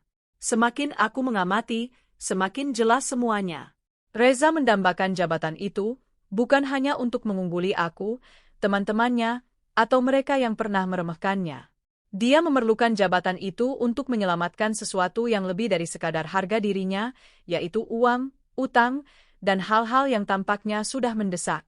Malam harinya, seperti biasa, aku berbaring membelakanginya. Dengungan AC yang sama, kamar yang sama, lemari yang sama, pria yang sama setengah meter dariku, hanya saja akulah yang berbeda. Aku sudah tidak lagi berbaring di samping suamiku, aku sedang berbaring di samping seseorang yang telah melepaskan status itu dengan tangannya sendiri malam itu di restoran. Sekali berkhianat, tidak akan ada lagi kepercayaan. Kebenaran itu tidak pernah meleset. Aku menutup mata dan berkata dengan tegas pada diriku sendiri, mulai hari ini, setiap gerak-geriknya, setiap panggilan teleponnya, setiap kerutan dahinya akan kuingat, bukan untuk menyiksa diriku sendiri, tetapi untuk mengetahui dengan tepat, pada saat yang tepat, dengan siapa aku sedang berurusan. Diamku di hari-hari itu bukan lagi kesabaran. Itu adalah satu langkah mundur untuk melihat lebih jelas wajah sebenarnya dari pria yang telah berbagi ranjang denganku selama 7 tahun. Reza memiliki sebuah meja kerja di salah satu sudut ruang tamu. Biasanya dia sangat posesif terhadap barang-barangnya, dia tidak menguncinya, tetapi dia tidak suka jika ada yang menyentuh dokumen-dokumennya. Dulu aku tidak memperhatikannya. Setiap orang harus memiliki ruang pribadinya. Tetapi setelah malam itu di restoran, barang-barang pribadinya tidak lagi sekadar bersifat pribadi bagiku. Mereka berubah menjadi potongan-potongan teka-teki yang bisa membawaku kepada kebenaran. Hari itu hujan musim gugur turun monoton. Aku baru saja pulang dari pertemuan dengan klien. Rumah dalam keadaan kosong. Saat melewati meja kerja itu, aku menyadari bahwa dari laci paling bawah muncul ujung sebuah kertas, seolah-olah seseorang telah menutupnya dengan tergesa-gesa, hanya sepotong kecil ujung putih, tetapi entah kenapa aku berhenti. Aku duduk di kursinya dan menatap laci itu selama beberapa detik. Satu suara di dalam hati berkata, "Jangan sentuh." Tetapi suara lain yang lebih dingin mengingatkanku akan wajah Reza di bawah lampu-lampu restoran. Kalimatnya, "Istri saya tidak mengerti bahasa Jerman," dan tanganku menarik laci itu dengan sendirinya. Di dalamnya tertata rapi, bahkan terlalu rapi. Setumpuk map, beberapa lembar cetakan, sebuah buku catatan kecil, dan di bawahnya beberapa fotokopi. Aku mengambilnya dan membeku. Itu adalah hasil pindai KTP-ku, fotokopi sebuah kakak lama dari orang tuaku, sebuah foto tanda tanganku di atas kertas kosong, dan selembar kertas lain berisi data pribadiku. Nomor telepon, email, alamat, tempat kerja. Aku duduk terpaku. Aku tidak pernah memberikan dokumen-dokumen itu kepadanya belakangan ini untuk urusan apapun. Kalau itu surat-surat lama dari masa pernikahan kami, pasti ada di map dokumen bersama. Yang ini disimpan seperti itu secara terpisah. Jantungku mulai berdetak perlahan dan berat. Aku mengeluarkan ponsel dan memfoto setiap lembar. Lalu aku menaruh semuanya kembali di tempatnya dengan hati-hati, bahkan ujung kertas yang mencuat itu juga. Saat melakukannya, tanganku tidak gemetar. Anehnya, semakin jelas kebenaran itu, semakin tenang aku. Setelah memfoto semuanya, aku menulis pesan kepada Sari. Aku menemukan hasil pindai KTP-ku, foto tanda tanganku, dan data pribadiku di laci meja kerjanya. Sari membalas nyaris seketika. Untuk apa dia ingin itu? Aku menatap layar dan mengetik. Itulah yang harus kucari tahu. Malam itu Reza pulang larut. Saat masuk, dia melonggarkan dasinya. Dia terlihat lelah, tetapi matanya bergerak-gerak gelisah. Aku sedang duduk di meja menyelesaikan pekerjaan. Melihatku, dia bertanya seolah tidak terjadi apa-apa. "Sudah makan?" "Sudah, bagianmu ada di panci." Dia melewatiku sambil melirik ke layar laptopku, lalu pergi ke kamar untuk berganti pakaian. Cara berjalannya, jawaban-jawabannya, tingkah lakunya, semuanya sama seperti suami yang selama ini hidup bersamaku. Tetapi hanya aku yang tahu bahwa mulai saat itu, setiap tindakan kesehariannya membuat bulu kuduku meremang. Keesokan paginya, melalui seorang kenalan lama yang bekerja di sektor kredit konsumsi, aku memintanya untuk memeriksa apakah dengan data-dataku muncul transaksi keuangan yang mencurigakan atas namaku. Aku tidak menceritakan semuanya, aku hanya mengatakan bahwa aku curiga seseorang mungkin menggunakan dokumen-dokumenku tanpa persetujuanku. Di ujung sambungan telepon terjadi keheningan, lalu kenalanku bertanya, "Aisyah, apakah kamu pernah mengajukan kredit konsumsi belakangan ini?" Punggungku membeku. "Tidak." Dia merendahkan suaranya. "Aku melihat atas namamu ada sebuah KTA dengan jumlah yang cukup besar yang baru saja diproses." Aku menggenggam ponsel begitu erat sampai buku-buku jariku memutih. Pada saat itu aku mengerti bahwa aku telah melewati batas lain. Jika malam di restoran itu adalah pukulan terhadap kehormatanku, ini adalah serangan langsung terhadap keamananku. Malam itu, seperti biasa, aku menyiapkan makan malam, meletakkan dengan hati-hati sandal Reza di dekat pintu masuk. Aku bertanya padanya apakah dia ingin sup hangat. Semakin wajar aku bersikap, semakin dingin diriku di dalam. Ada orang yang berkhianat dalam momen kelemahan, dan ada yang secara metodis, langkah demi langkah, menggunakan namamu, tanda tanganmu, membangun jalan keluar mereka sendiri. Tipe yang kedua adalah yang paling menakutkan. Malam hari, dengan alasan ada pekerjaan mendesak, aku pindah dengan laptopku ke ruang tamu. Sejak saat itu aku semakin sering tidur terpisah. Kadang aku berkata bahwa cahaya lampu mengganggunya untuk tidur. Kadang aku menyinggung soal sesi pemotretan pagi hari. Reza tidak bertanya.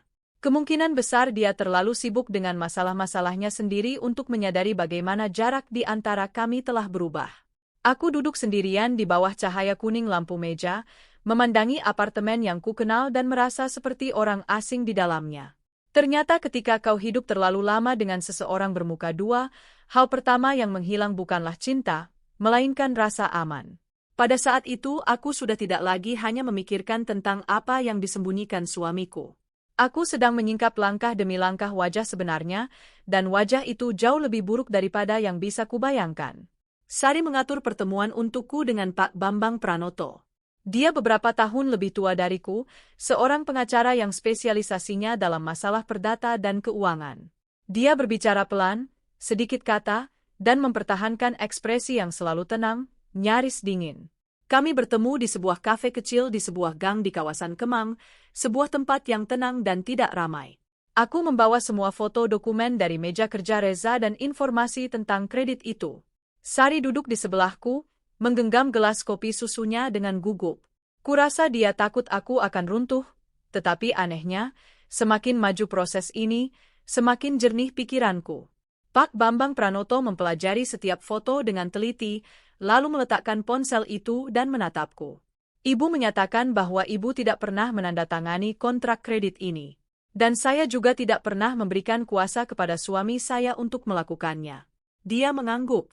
Kalau begitu, dengan kemungkinan besar, kita sedang berhadapan dengan penggunaan data pribadi secara ilegal dan kemungkinan juga pemalsuan tanda tangan. Sari menegakkan tubuhnya. Ya Allah, kalau begitu ini sudah bukan masalah rumah tangga lagi. Pak pengacara itu menatapnya, lalu kembali menoleh padaku. Benar, mulai dari sekarang, kita harus memisahkan emosi. Pertama, simpan semua bukti. Kedua, kita akan memeriksa apakah ada hal lain yang muncul atas nama ibu. Aku terdiam. Kalimat pisahkan emosi adalah persis apa yang kuperlukan pada saat itu. Pak Bambang meminta beberapa data tambahan, melakukan beberapa panggilan telepon, lalu kembali menoleh padaku. Suaranya masih sama netralnya, tetapi kini bernada baja. Ada kontrak lain. Sebuah asuransi jiwa. Aku pikir aku salah dengar. Asuransi? Iya, pihak tertanggungnya adalah ibu, penerima manfaatnya adalah suami ibu. Saat mendengar itu, tanganku membeku. Sebuah kredit atas namaku saja sudah menakutkan, tetapi polis asuransi yang penerima manfaatnya adalah Reza membawa semuanya ke level yang sama sekali berbeda. Lebih gelap, lebih dingin, dan lebih kotor. Aku teringat bagaimana dalam beberapa bulan terakhir Reza tiba-tiba mulai menunjukkan kepedulian. Kamu banyak menyetir, tidak lelah? Sebaiknya kamu melakukan pemeriksaan kesehatan lengkap. Pekerja lepas seringkali mengabaikan kesehatannya. Saat itu kupikir kepedulian telah terbangun di dalam dirinya. Sekarang, dengan menyambungkan semua titik, aku merasakan teror dingin menjalar di punggungku. Beberapa tanda kepedulian tidak lahir dari cinta, melainkan dari perhitungan. Sari memerah karena marah. Dia sudah gila. Kredit saja belum cukup, sekarang juga asuransi. Dia ini bukan lagi manusia, dia monster. Aku menggenggam tali tasku di bawah meja, bukan untuk menahan tangis, tetapi untuk menjaga tubuhku tetap tegak. Apa yang harus saya lakukan sekarang? Jangan beri sinyal apapun. Belum saatnya. Jawab Pak pengacara itu. Pulanglah ke rumah. Periksa semua email, pesan, dan rekening bank. Buat salinan semua dokumen asli. Ubah semua kata sandi. Mulai hari ini, semua yang menyangkut identitas ibu harus berada di bawah kunci. Aku mengangguk. Dan biarkan Reza berpikir bahwa ibu tidak tahu apa-apa. Semakin dia percaya diri, semakin mudah dia akan membuka kedoknya sendiri. Pertemuan itu berakhir ketika di luar hujan kembali mulai turun. Duduk di mobil Sari, aku memandangi pancuran air di kaca, dan pikiranku memiliki kejernihan yang mengerikan. Pria yang kunikahi bukan hanya mengkhianatiku di sebuah makan malam, dia diam-diam telah menggunakan dokumenku, tanda tanganku, namaku, untuk memuluskan jalannya menuju keuntungannya sendiri. Malam itu di rumah aku mengubah semua kata sandi, memeriksa semua email lama, memfoto segala sesuatu yang tampak mencurigakan, dan menyimpannya di sebuah hard disk eksternal. Reza pulang sekitar pukul 9. Kamu masih belum tidur? Ada sedikit pekerjaan. Dia menatapku beberapa detik, mungkin terkejut dengan ketenanganku. Lalu dia mengangguk dan pergi ke kamar mandi. Di balik pintu terdengar suara air mengalir, dan aku duduk di meja memandangi bayanganku di layar laptop yang gelap. Pengkhianatan dari orang asing itu menyakitkan. Pengkhianatan dari orang terkasih yang diam-diam mengambil keuntungan dari namamu, itu menyakitkan 10 kali lipat. Dan malam itu aku mengerti bahwa aku tidak bisa hanya sekadar membuka kedok Reza atas penghinaan itu. Aku harus membawa seluruh jaring laba-laba kotor itu ke tempat terang sebelum ia menelanku bulat-bulat. Setelah pertemuan dengan pengacara itu, Sari dan aku memutuskan bahwa kami perlu tahu lebih banyak tentang Klaus. Pria seperti itu, jika sudah terbiasa menggunakan kekuasaannya untuk tujuan kotor, sulit berhenti pada satu kasus saja. Kejahatan seringkali tidak berada pada satu kesalahan, melainkan pada sebuah kebiasaan. Sari mulai melakukan penyelidikan melalui kenalan-kenalannya di bidang media. Beberapa hari pertama, informasi yang didapat masih terpotong-potong. Ada yang berkata bahwa Klaus sangat tertutup.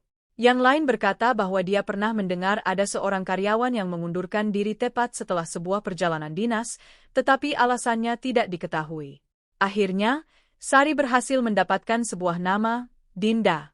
Saat mendengarnya, aku merasa jantungku berdetak lebih keras, bukan karena takut, tetapi dengan firasat bahwa aku sedang berada di ambang sesuatu yang sangat gelap. Alamat Dinda membawa kami ke sebuah gedung tua di kawasan Cakung. Hari itu langit tertutup awan. Sari dan aku memarkir mobil lalu berjalan kaki, sebuah pintu masuk dengan dinding yang catnya mengelupas, cahaya yang redup. Aku berhenti di depan sebuah pintu tua dan mengetuk 3 kali. Beberapa saat kemudian, pintu terbuka sedikit. Di ambang pintu muncul seorang gadis yang kurus dan pucat, dengan rambut diikat dalam sanggul yang berantakan. Dia menatap kami dengan curiga. Ibu mencari siapa? Aku menarik napas dalam-dalam. Apakah Ibu Dinda? Nama saya Aisyah.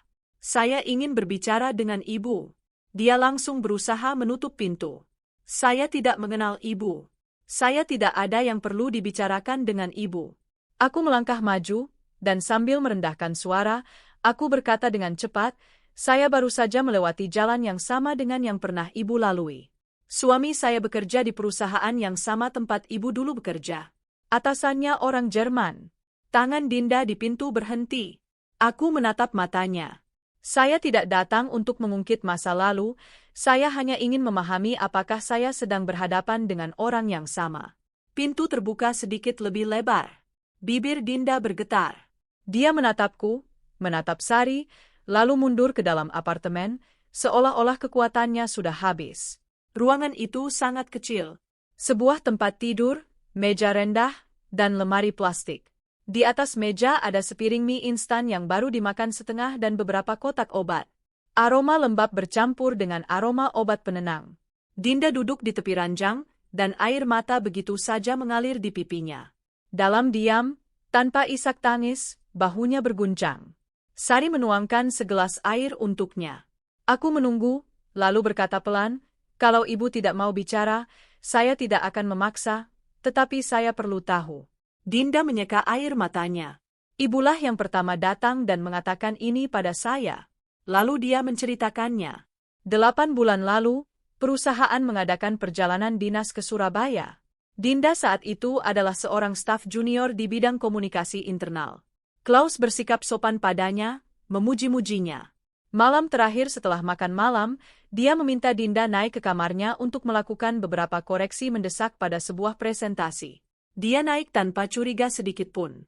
Awalnya mereka benar-benar bekerja, tetapi kemudian Klaus mulai mengucapkan pujian-pujian padanya. Dia mendekat terlalu rapat, meletakkan tangannya di bahu Dinda. Dinda melompat menjauh dan pergi. Mulai keesokan harinya, semua di kantor berubah. Tidak ada yang mengatakan apapun secara langsung, tetapi mulai beredar rumor bahwa dialah yang mencoba merayu atasan, dan karena ditolak, dia sekarang berpura-pura menjadi korban. Rekan-rekan kerjanya mulai menghindarinya. Dalam waktu kurang dari 1 bulan, dia mengundurkan diri. Aku mendengarkannya sambil mengepalkan tinju. Yang paling buruk bukan karena saya kehilangan pekerjaan, lanjut Dinda, tetapi karena tidak ada yang percaya pada saya. Mereka menatap saya seolah-olah saya sampah. Sari mendesis pelan di antara giginya. Keji, dan suami saya? Tanyaku pelan. Apakah ibu mengingatnya? Dinda mengangkat mata yang masih berlinang air mata. Iya, saya ingat Pak Reza. Saat itu dia selalu berada di dekat Klaus. Saya bahkan pernah melihat mereka berbicara di lobi hotel. Saya tidak tahu tentang apa, tetapi saya sangat mengingat wajahnya. Kata-kata itu seperti sebuah pukulan. Artinya, Reza tahu orang seperti apa Klaus itu. Dia sudah melihatnya, dia memahaminya. Dan meskipun demikian, dia tetap memutuskan untuk menyajikan istrinya sendiri di atas baki. Aku menatap Dinda dan merasakan campuran antara rasa iba dan kemarahan. Saya tidak akan memaksa ibu untuk bersaksi sekarang, kataku sambil menggenggam tangannya. Tetapi jika saatnya tiba, apakah ibu bersedia membantu saya menyampaikan kebenaran? Dinda terdiam lama, lalu mengangguk. Kalau ibu pergi sampai tuntas, saya juga tidak akan bersembunyi lagi. Saat aku pergi, aku berbalik. Aku mengerti bahwa mulai saat itu aku bukan hanya sedang memperjuangkan kehormatanku, aku sedang membuka sebuah perangkap yang sebelumnya telah menjatuhkan perempuan lain, dan jika aku diam saja, akan ada perempuan lain lagi yang terjatuh. Malam itu aku duduk sendirian di meja. Reza belum juga pulang. Aku membuka percakapanku dengan Klaus. Beberapa pesan sopan setelah makan malam itu. Orang seperti dia tidak meninggalkan jejak. Aku menarik napas dalam-dalam dan mengetik perlahan. Mohon maaf atas kepergian saya merasa kurang sehat. Saya tidak ingin hal itu memengaruhi karir suami saya. Saya rasa kita sebaiknya bertemu dan menjelaskan semuanya. Balasannya datang dalam 3 menit. Cepat yang menjijikkan, dia menulis bahwa dia turut prihatin atas kondisi saya dan dia memahami bagaimana para istri mencemaskan pekerjaan suami mereka. Dan dia mengakhirinya dengan kalimat, saya rasa percakapan pribadi akan lebih baik untuk kita semua. Lebih baik untuk kita semua? Aku tersenyum sinis. Para pemangsa sangat menyukai formulasi ambigu seperti itu. Mereka tidak mengancam secara langsung, mereka hanya membuka sedikit pintu menuju keremangan, mengundang korban untuk masuk dengan kaki mereka sendiri. Aku menunjukkan percakapan itu kepada Sari. Rubah khas, di mana kamu akan bertemu dengannya? Di sebuah kafe yang cukup ramai, tetapi dengan meja-meja yang terpisah. Aku perlu dia menurunkan kewaspadaannya, tapi tanpa memberinya kesempatan. Aku akan duduk di meja sebelah. Tidak, kamu akan menunggu di luar. Dia terlalu cerdik. Dia akan mengenali wajah yang familiar dan menaruh curiga. Keesokan harinya aku tiba di sebuah kafe di Jalan Senopati. Sebelum berangkat, aku mengecek ponsel 2 kali, menyalakan perekam suara, dan memasukkan 1 perekam mini lagi ke dalam tas. Aku sudah bukan lagi seorang korban. Klaus datang terlambat 10 menit, tanpa jas, hanya dengan kemeja biasa. Dia tampak hampir seperti orang normal. Aura kekuasaan yang tenang itulah yang paling berbahaya. Terima kasih Anda telah datang, dia tersenyum. Saya tidak ingin sebuah kesalahpahaman merugikan suami saya, jawabku dengan tegas. Dia memandangku sedikit lebih lama. Saya mengerti bahwa perempuan dalam situasi Anda merasakan tekanan yang besar. Aku menegakkan tubuhku. Saya hanya ingin tahu apa yang Anda katakan pada Reza malam itu. Dia tersenyum. Anda adalah perempuan yang cerdas. Ada hal-hal yang tidak memerlukan kata-kata langsung. Aku menunduk, berpura-pura menjadi seorang perempuan yang terpojok. Saya tidak mau masalah dan saya tidak ingin suami saya kehilangan kesempatannya. Klaus bersandar di kursi. Di dunia ini, setiap orang harus memilih tempatnya. Terkadang cukup menjadi sedikit lebih lembut, sedikit lebih pengertian, dan tidak ada yang dirugikan. Aku mengangkat pandangan ke arahnya. Apakah Anda ingin mengatakan bahwa saya harus diam? Diam tidak selalu berarti kekalahan. Banyak perempuan bijak yang tahu bahwa beberapa hal lebih baik dibiarkan di balik pintu tertutup. Bulu kuduku meremang. Dia berbicara dengan begitu tenang, dengan begitu percaya diri, berlindung di balik kebijaksanaan perempuan untuk meyakinkan aku agar menelan penghinaan. Aku mengeratkan jari-jariku. Kalau saya tidak membuat keributan, apa yang bisa Anda jamin untuk suami saya? Di matanya bersinar rasa puas diri. Dia yakin bahwa dia telah meruntuhkanku, bahwa aku akan memilih menyelamatkan pernikahanku daripada kehormatanku. Masa depan suami Anda sudah sangat dekat. Pertanyaannya hanyalah apakah Anda akan memiliki cukup pengertian untuk tidak mempersulit jalannya. Itulah kalimat yang kubutuhkan. Aku tidak berkata apa-apa lagi, hanya mengangguk seolah-olah sedang memikirkannya. Semua kata-kata yang paling penting sudah tersimpan dengan aman di perekam suara. Saat pergi, Klaus berkata, pikirkan baik-baik. Beberapa pintu tidak sering terbuka. Saya akan mengingatnya, jawabku dingin. Saat keluar dari kafe, aku melihat Sari. Bagaimana? Aku memutar rekamannya. Suara Klaus terdengar jelas, setiap katanya seperti sebuah jarum, tetapi itu tidak lagi menyakitiku. Aku hanya merasakan rasa aman. Jebakannya akan segera tertutup, kataku pelan. Pemangsa yang paling berbahaya adalah yang percaya bahwa mangsanya begitu lemah sehingga hanya bisa tunduk. Dan Klaus baru saja melakukan kesalahan itu. Aku pikir aku masih punya beberapa hari lagi untuk mengumpulkan semua bukti, tetapi ketika orang merasakan ancaman, mereka menyerang lebih dulu. 3 hari kemudian badai itu meletus. Pagi hari aku sedang berada di studio membahas detail sesi pemotretan baru dengan seorang klien. Tiba-tiba ponselku berdering. Itu direktur merek. Aisyah, kamu di mana? Kamu sudah lihat belum bahwa di semua grup chat sedang disebarkan foto-fotomu sedang makan malam dengan orang asing dan lalu bertemu dengannya di sebuah kafe? Ditulisi macam-macam tuduhan keji. Aku membeku. Kirimkan padaku. Di foto-foto itu hanya ada aku sendiri di pintu masuk hotel, tetapi bingkainya dipotong sedemikian rupa sehingga Reza tidak tampak di sebelahku, hanya ada aku dan Klaus. Foto lainnya diambil di kafe, di mana aku sedang mendengarkan lawan bicaraku dengan saksama, dan keterangan fotonya menyiratkan bahwa aku berusaha mendapatkan kontrak melalui ranjang. Aisyah, kamu tahu kami menghargaimu, tetapi merek ini takut pada skandal. Kami terpaksa harus menangguhkan kontraknya, kata direktur itu dengan nada menyesal. Aku menutup mata sejenak. Saya mengerti. Sari meneleponku nyaris seketika. Suaranya membara karena marah. Bajingan sekali mereka. Pasti ini kerjaan mereka. Tenang. Simpan semua tangkapan layar, tautan, waktu publikasi, semuanya. Kamu masih bisa tenang. Saya harus begitu. Mereka ingin saya panik dan mulai mencari pembelaan diri. Saya tidak akan memberi mereka kepuasan itu. Tetapi pukulan berikutnya datang dari tempat yang tidak kuduga, dari keluarga suamiku. Sekitar pukul 2 siang, pintu studio terbuka dengan keras dan Bu Hartini muncul. Wajahnya merah padam. Di belakangnya, seorang tetangga mengikutinya dengan langkah-langkah kecil. Dia menghampiriku. Kamu masih berani-beraninya ada di sini. Apa yang sudah kamu perbuat? Kenapa fotomu sekarang ada di mana-mana? Kamu sudah mempermalukan Reza, mempermalukan seluruh keluarga kami.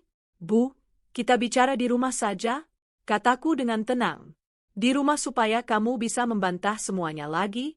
Dia menjerit sambil menudingkan jari padaku. Ibu tidak menyangka kamu seperti ini, di depan umum pura-pura terhormat, tapi di belakang bermain-main dengan atasan suamimu. Sari ingin menyela, tetapi aku menahannya dengan tatapan. Bu, apakah ibu percaya saja pada semua yang Reza katakan? Dia tertawa. Dia anak ibu. Apakah ibu harus percaya padamu dan bukan padanya? Lalu dia mengangkat tangannya. Plak! Tamparan itu begitu keras sampai kepalaku tersentak ke samping. Di studio terjadi keheningan mencekam. Pipiku panas terbakar. Sari melompat ke depan. Ibu kenapa begitu? Aku menghentikannya. Anehnya, aku tidak ingin menangis. Aku memutar kepala perlahan dan menatap langsung ke mata ibu mertuaku. Ibu seharusnya bertanya pada anak ibu. Aku mengucapkannya dengan jelas, mengapa dia memutuskan untuk memperdagangkan istrinya sendiri.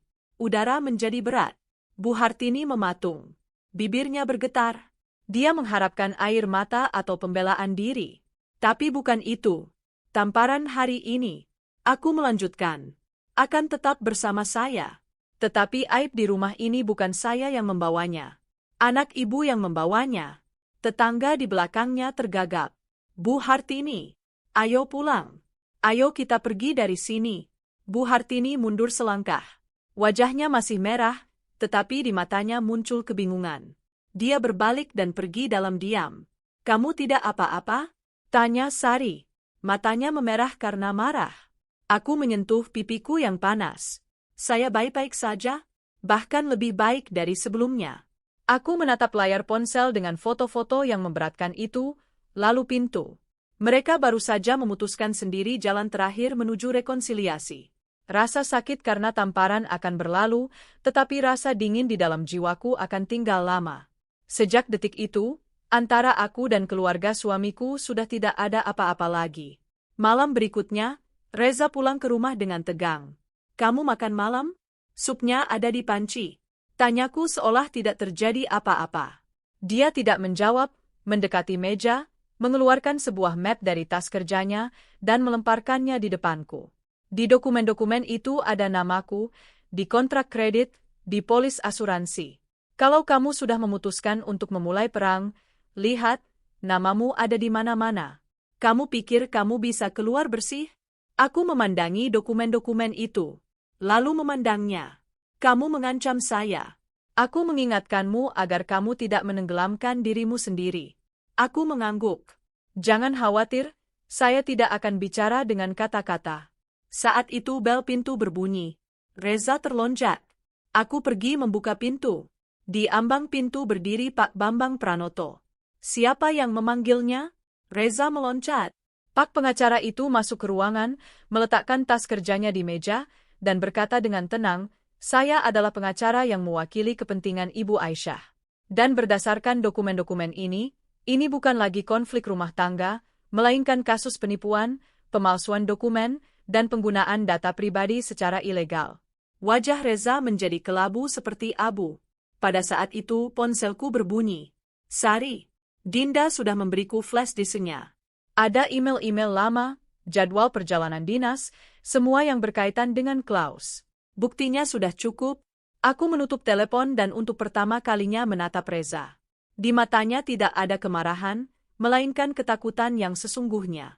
3 hari kemudian, di perusahaan Reza ada rapat yang telah dijadwalkan di mana mereka akan mengumumkan penunjukan jabatan baru. Dia berangkat pagi-pagi dengan kemeja putih yang rapi dan dasi yang sempurna. Sebelum pergi, dia berbalik seolah-olah berusaha menebak apa yang akan kulakukan.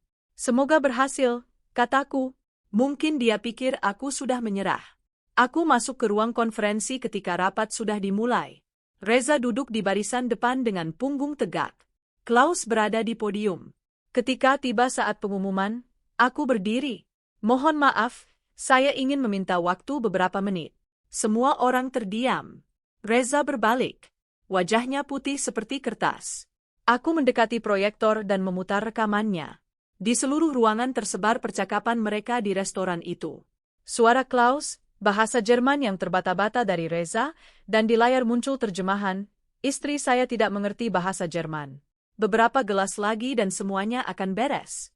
Di dalam ruangan terjadi keheningan mencekam. Reza melompat berdiri. Tidak, itu tidak benar. Aku menoleh ke arah Klaus, dan dalam bahasa Jerman yang sempurna, aku mengucapkan perlahan. Saya memahami semua yang Anda katakan malam itu dari awal hingga akhir. Untuk pertama kalinya, topeng kesempurnaan meluncur dari wajahnya. Aku melanjutkan dengan menampilkan korespondensi, rekaman dari kafe, lalu memutar flash disk dari Dinda. Di layar mulai bermunculan bukti-bukti bahwa Klaus adalah seorang pemangsa berantai dan Reza adalah kaki tangannya. Pada saat itu masuklah ke dalam ruangan Pak Bambang Pranoto dan Kepala Keamanan, mereka meletakkan di atas meja sebuah map berisi dokumen, kontrak kredit, polis asuransi, dan laporan hasil uji grafologi tentang pemalsuan tanda tangan. Rapat dihentikan. Klaus diminta untuk tinggal guna menjalani investigasi internal. Reza melangkah ke arahku dan kakinya melemas. Dia berlutut di tengah lorong. Aisyah, maafkan aku. Tolong, jangan lakukan ini. Ingatlah keluarga kita, ingatlah ibu. Aku menatap pria yang telah mencoba memperdagangkan diriku. Kamu tidak kehilangan saya hari ini. Kamu kehilangan saya pada saat kamu membuka mulutmu untuk menjualku. Di dalam ruangan terjadi keheningan. Dua pria yang tinggal selangkah lagi dari kemenangan baru saja mengalami penghinaan paling menghancurkan dalam hidup mereka. Terkadang untuk segala sesuatu harus ada bayarannya, bukan dalam kegelapan, tetapi dalam terang benderang, di hadapan mata orang-orang yang kepadanya kau begitu ingin menyombongkan diri. Setelah rapat itu, semuanya bergerak dengan kecepatan luar biasa. Klaus diskors dari jabatannya. Pada hari yang sama, investigasi internal dimulai. Reza, alih-alih diselamati atas promosinya, malah ditahan untuk diinterogasi. 2 hari kemudian, dia pulang dini hari dalam keadaan mabuk, dengan kemeja kusut, mata merah. Pria yang begitu menghargai citranya kini hanyalah bayangan menyedihkan dari dirinya sendiri. Saat melihatku, dia terjerembab ke lantai. Aisyah, aku salah. Tolong, cabut laporanmu. Aku memandangnya dan hanya merasakan lelah. Cabut yang mana? Laporan karena menggunakan dokumen saya, atau laporan bahwa kamu mencoba menukarku dengan sebuah jabatan, atau saya harus mencabut sisa-sisa martabat saya sendiri? Aku putus asa. Aku punya banyak utang. Tidak ada jalan keluar lain. Aku tersenyum pahit. Jangan salahkan keputusasaan. Kamu sendiri yang memilih jalan itu. Dia menangis, tetapi air matanya tidak menimbulkan rasa iba maupun rasa senang di hatiku. Aku hanya mengerti. Pria ini sudah bukan suamiku lagi. Dia hanyalah akibat dari keserakahan dan kekejiannya sendiri. Keesokan harinya Bu Hartini datang tanpa kesombongannya yang dulu, tanpa ceramah. Aisyah, ibu mohon. Suaranya bergetar. Kasihanilah. Berikan dia kesempatan. Aku duduk di hadapannya, setenang permukaan sebuah danau. Saya sudah memberinya banyak kesempatan. Saya bertahan demi keluarga, demi citra ibu, tetapi ketika dia memutuskan untuk mengambil keuntungan dari nama saya dan memperdagangkan saya, ini sudah bukan lagi tentang kesabaran. Dia berbuat karena kebodohan. Kebodohan adalah sebuah kesalahan, tetapi ketika seseorang memperhitungkan setiap langkahnya demi keuntungannya sendiri, itu sudah bukan kebodohan lagi, itu adalah kekejian. Untuk pertama kalinya tidak ada lagi tabir kesopanan di antara kami. Pada hari itu juga, bersama pengacaraku, aku mengajukan surat gugatan cerai. Aku tidak ingin membagi apapun. Aku hanya mengambil apa yang menjadi milikku. Ternyata barangku tidak banyak. Beberapa koper berisi pakaian, kotak-kotak berisi peralatan fotografi, beberapa cangkir keramik kesayanganku, dan pot bunga melati dari balkon. Ternyata, ketika kau meninggalkan pernikahan yang sudah busuk, yang paling berat bukanlah barang-barang, melainkan kenangan-kenangan yang harus kau tinggalkan di belakang. Aku pindah ke sebuah apartemen kecil dan tenang di dekat Taman Suropati. Pagi pertama di rumah baruku, aku membuka jendela dan melihat sinar matahari menyaring di antara dedaunan pepohonan. Sudah tidak ada lagi helaan napas berat di belakangku, tidak ada lagi kecemasan saat mendengar suara kunci di pintu. Beberapa hari kemudian Dinda menulis pesan padaku. Saya baru saja mengikuti wawancara kerja. Untuk pertama kalinya setelah sekian lama, saya keluar ke jalan tanpa menundukkan pandangan. Aku membaca itu dan terduduk lama di dekat jendela. Kurasa itulah rasa lega yang terbesar. Bukan hanya aku yang telah dibebaskan, seorang perempuan lain juga telah berhenti hidup di bawah bayang-bayang rasa malu orang lain. Mengenai Reza, setelah dia dipecat, semua utang lamanya jatuh menimpanya. Teman-temannya memalingkan muka darinya. Hal yang paling menyakitkan baginya, kurasa, bukanlah kehilangan istrinya, melainkan kehilangan harga diri laki-laki yang ia rela bayar dengan harga apapun. Dan aku tidak merasa menjadi pemenang, aku hanya merasa bahwa aku sudah tidak lagi kalah dari diriku sendiri. Para perempuan bertahan bukan karena mereka bodoh, tetapi karena mereka mencintai, mereka percaya, mereka ingin menjaga keutuhan. Tetapi ketika sudah menjadi jelas bahwa orang di sampingmu tidak pantas menerimanya, terus bertahan adalah jalan menuju kegelapan. Dalam kehidupan berumah tangga, untuk bisa menempuh perjalanan panjang bersama, diperlukan cinta, rasa hormat, dan kesantunan manusiawi yang paling dasar. Tidak bisa karena harga diri atau karena keserakahan, kau menginjak-injak orang yang tidur di bawah selimut yang sama denganmu. Dan sebagai seorang perempuan, jangan pernah berpikir bahwa kau harus bertahan sampai akhir demi menyelamatkan kata keluarga. Terima kasih telah menemani kami hingga akhir kisah ini. Saya mendoakan kesehatan, kedamaian, dan kebijaksanaan untuk selalu menghargai diri Anda sendiri.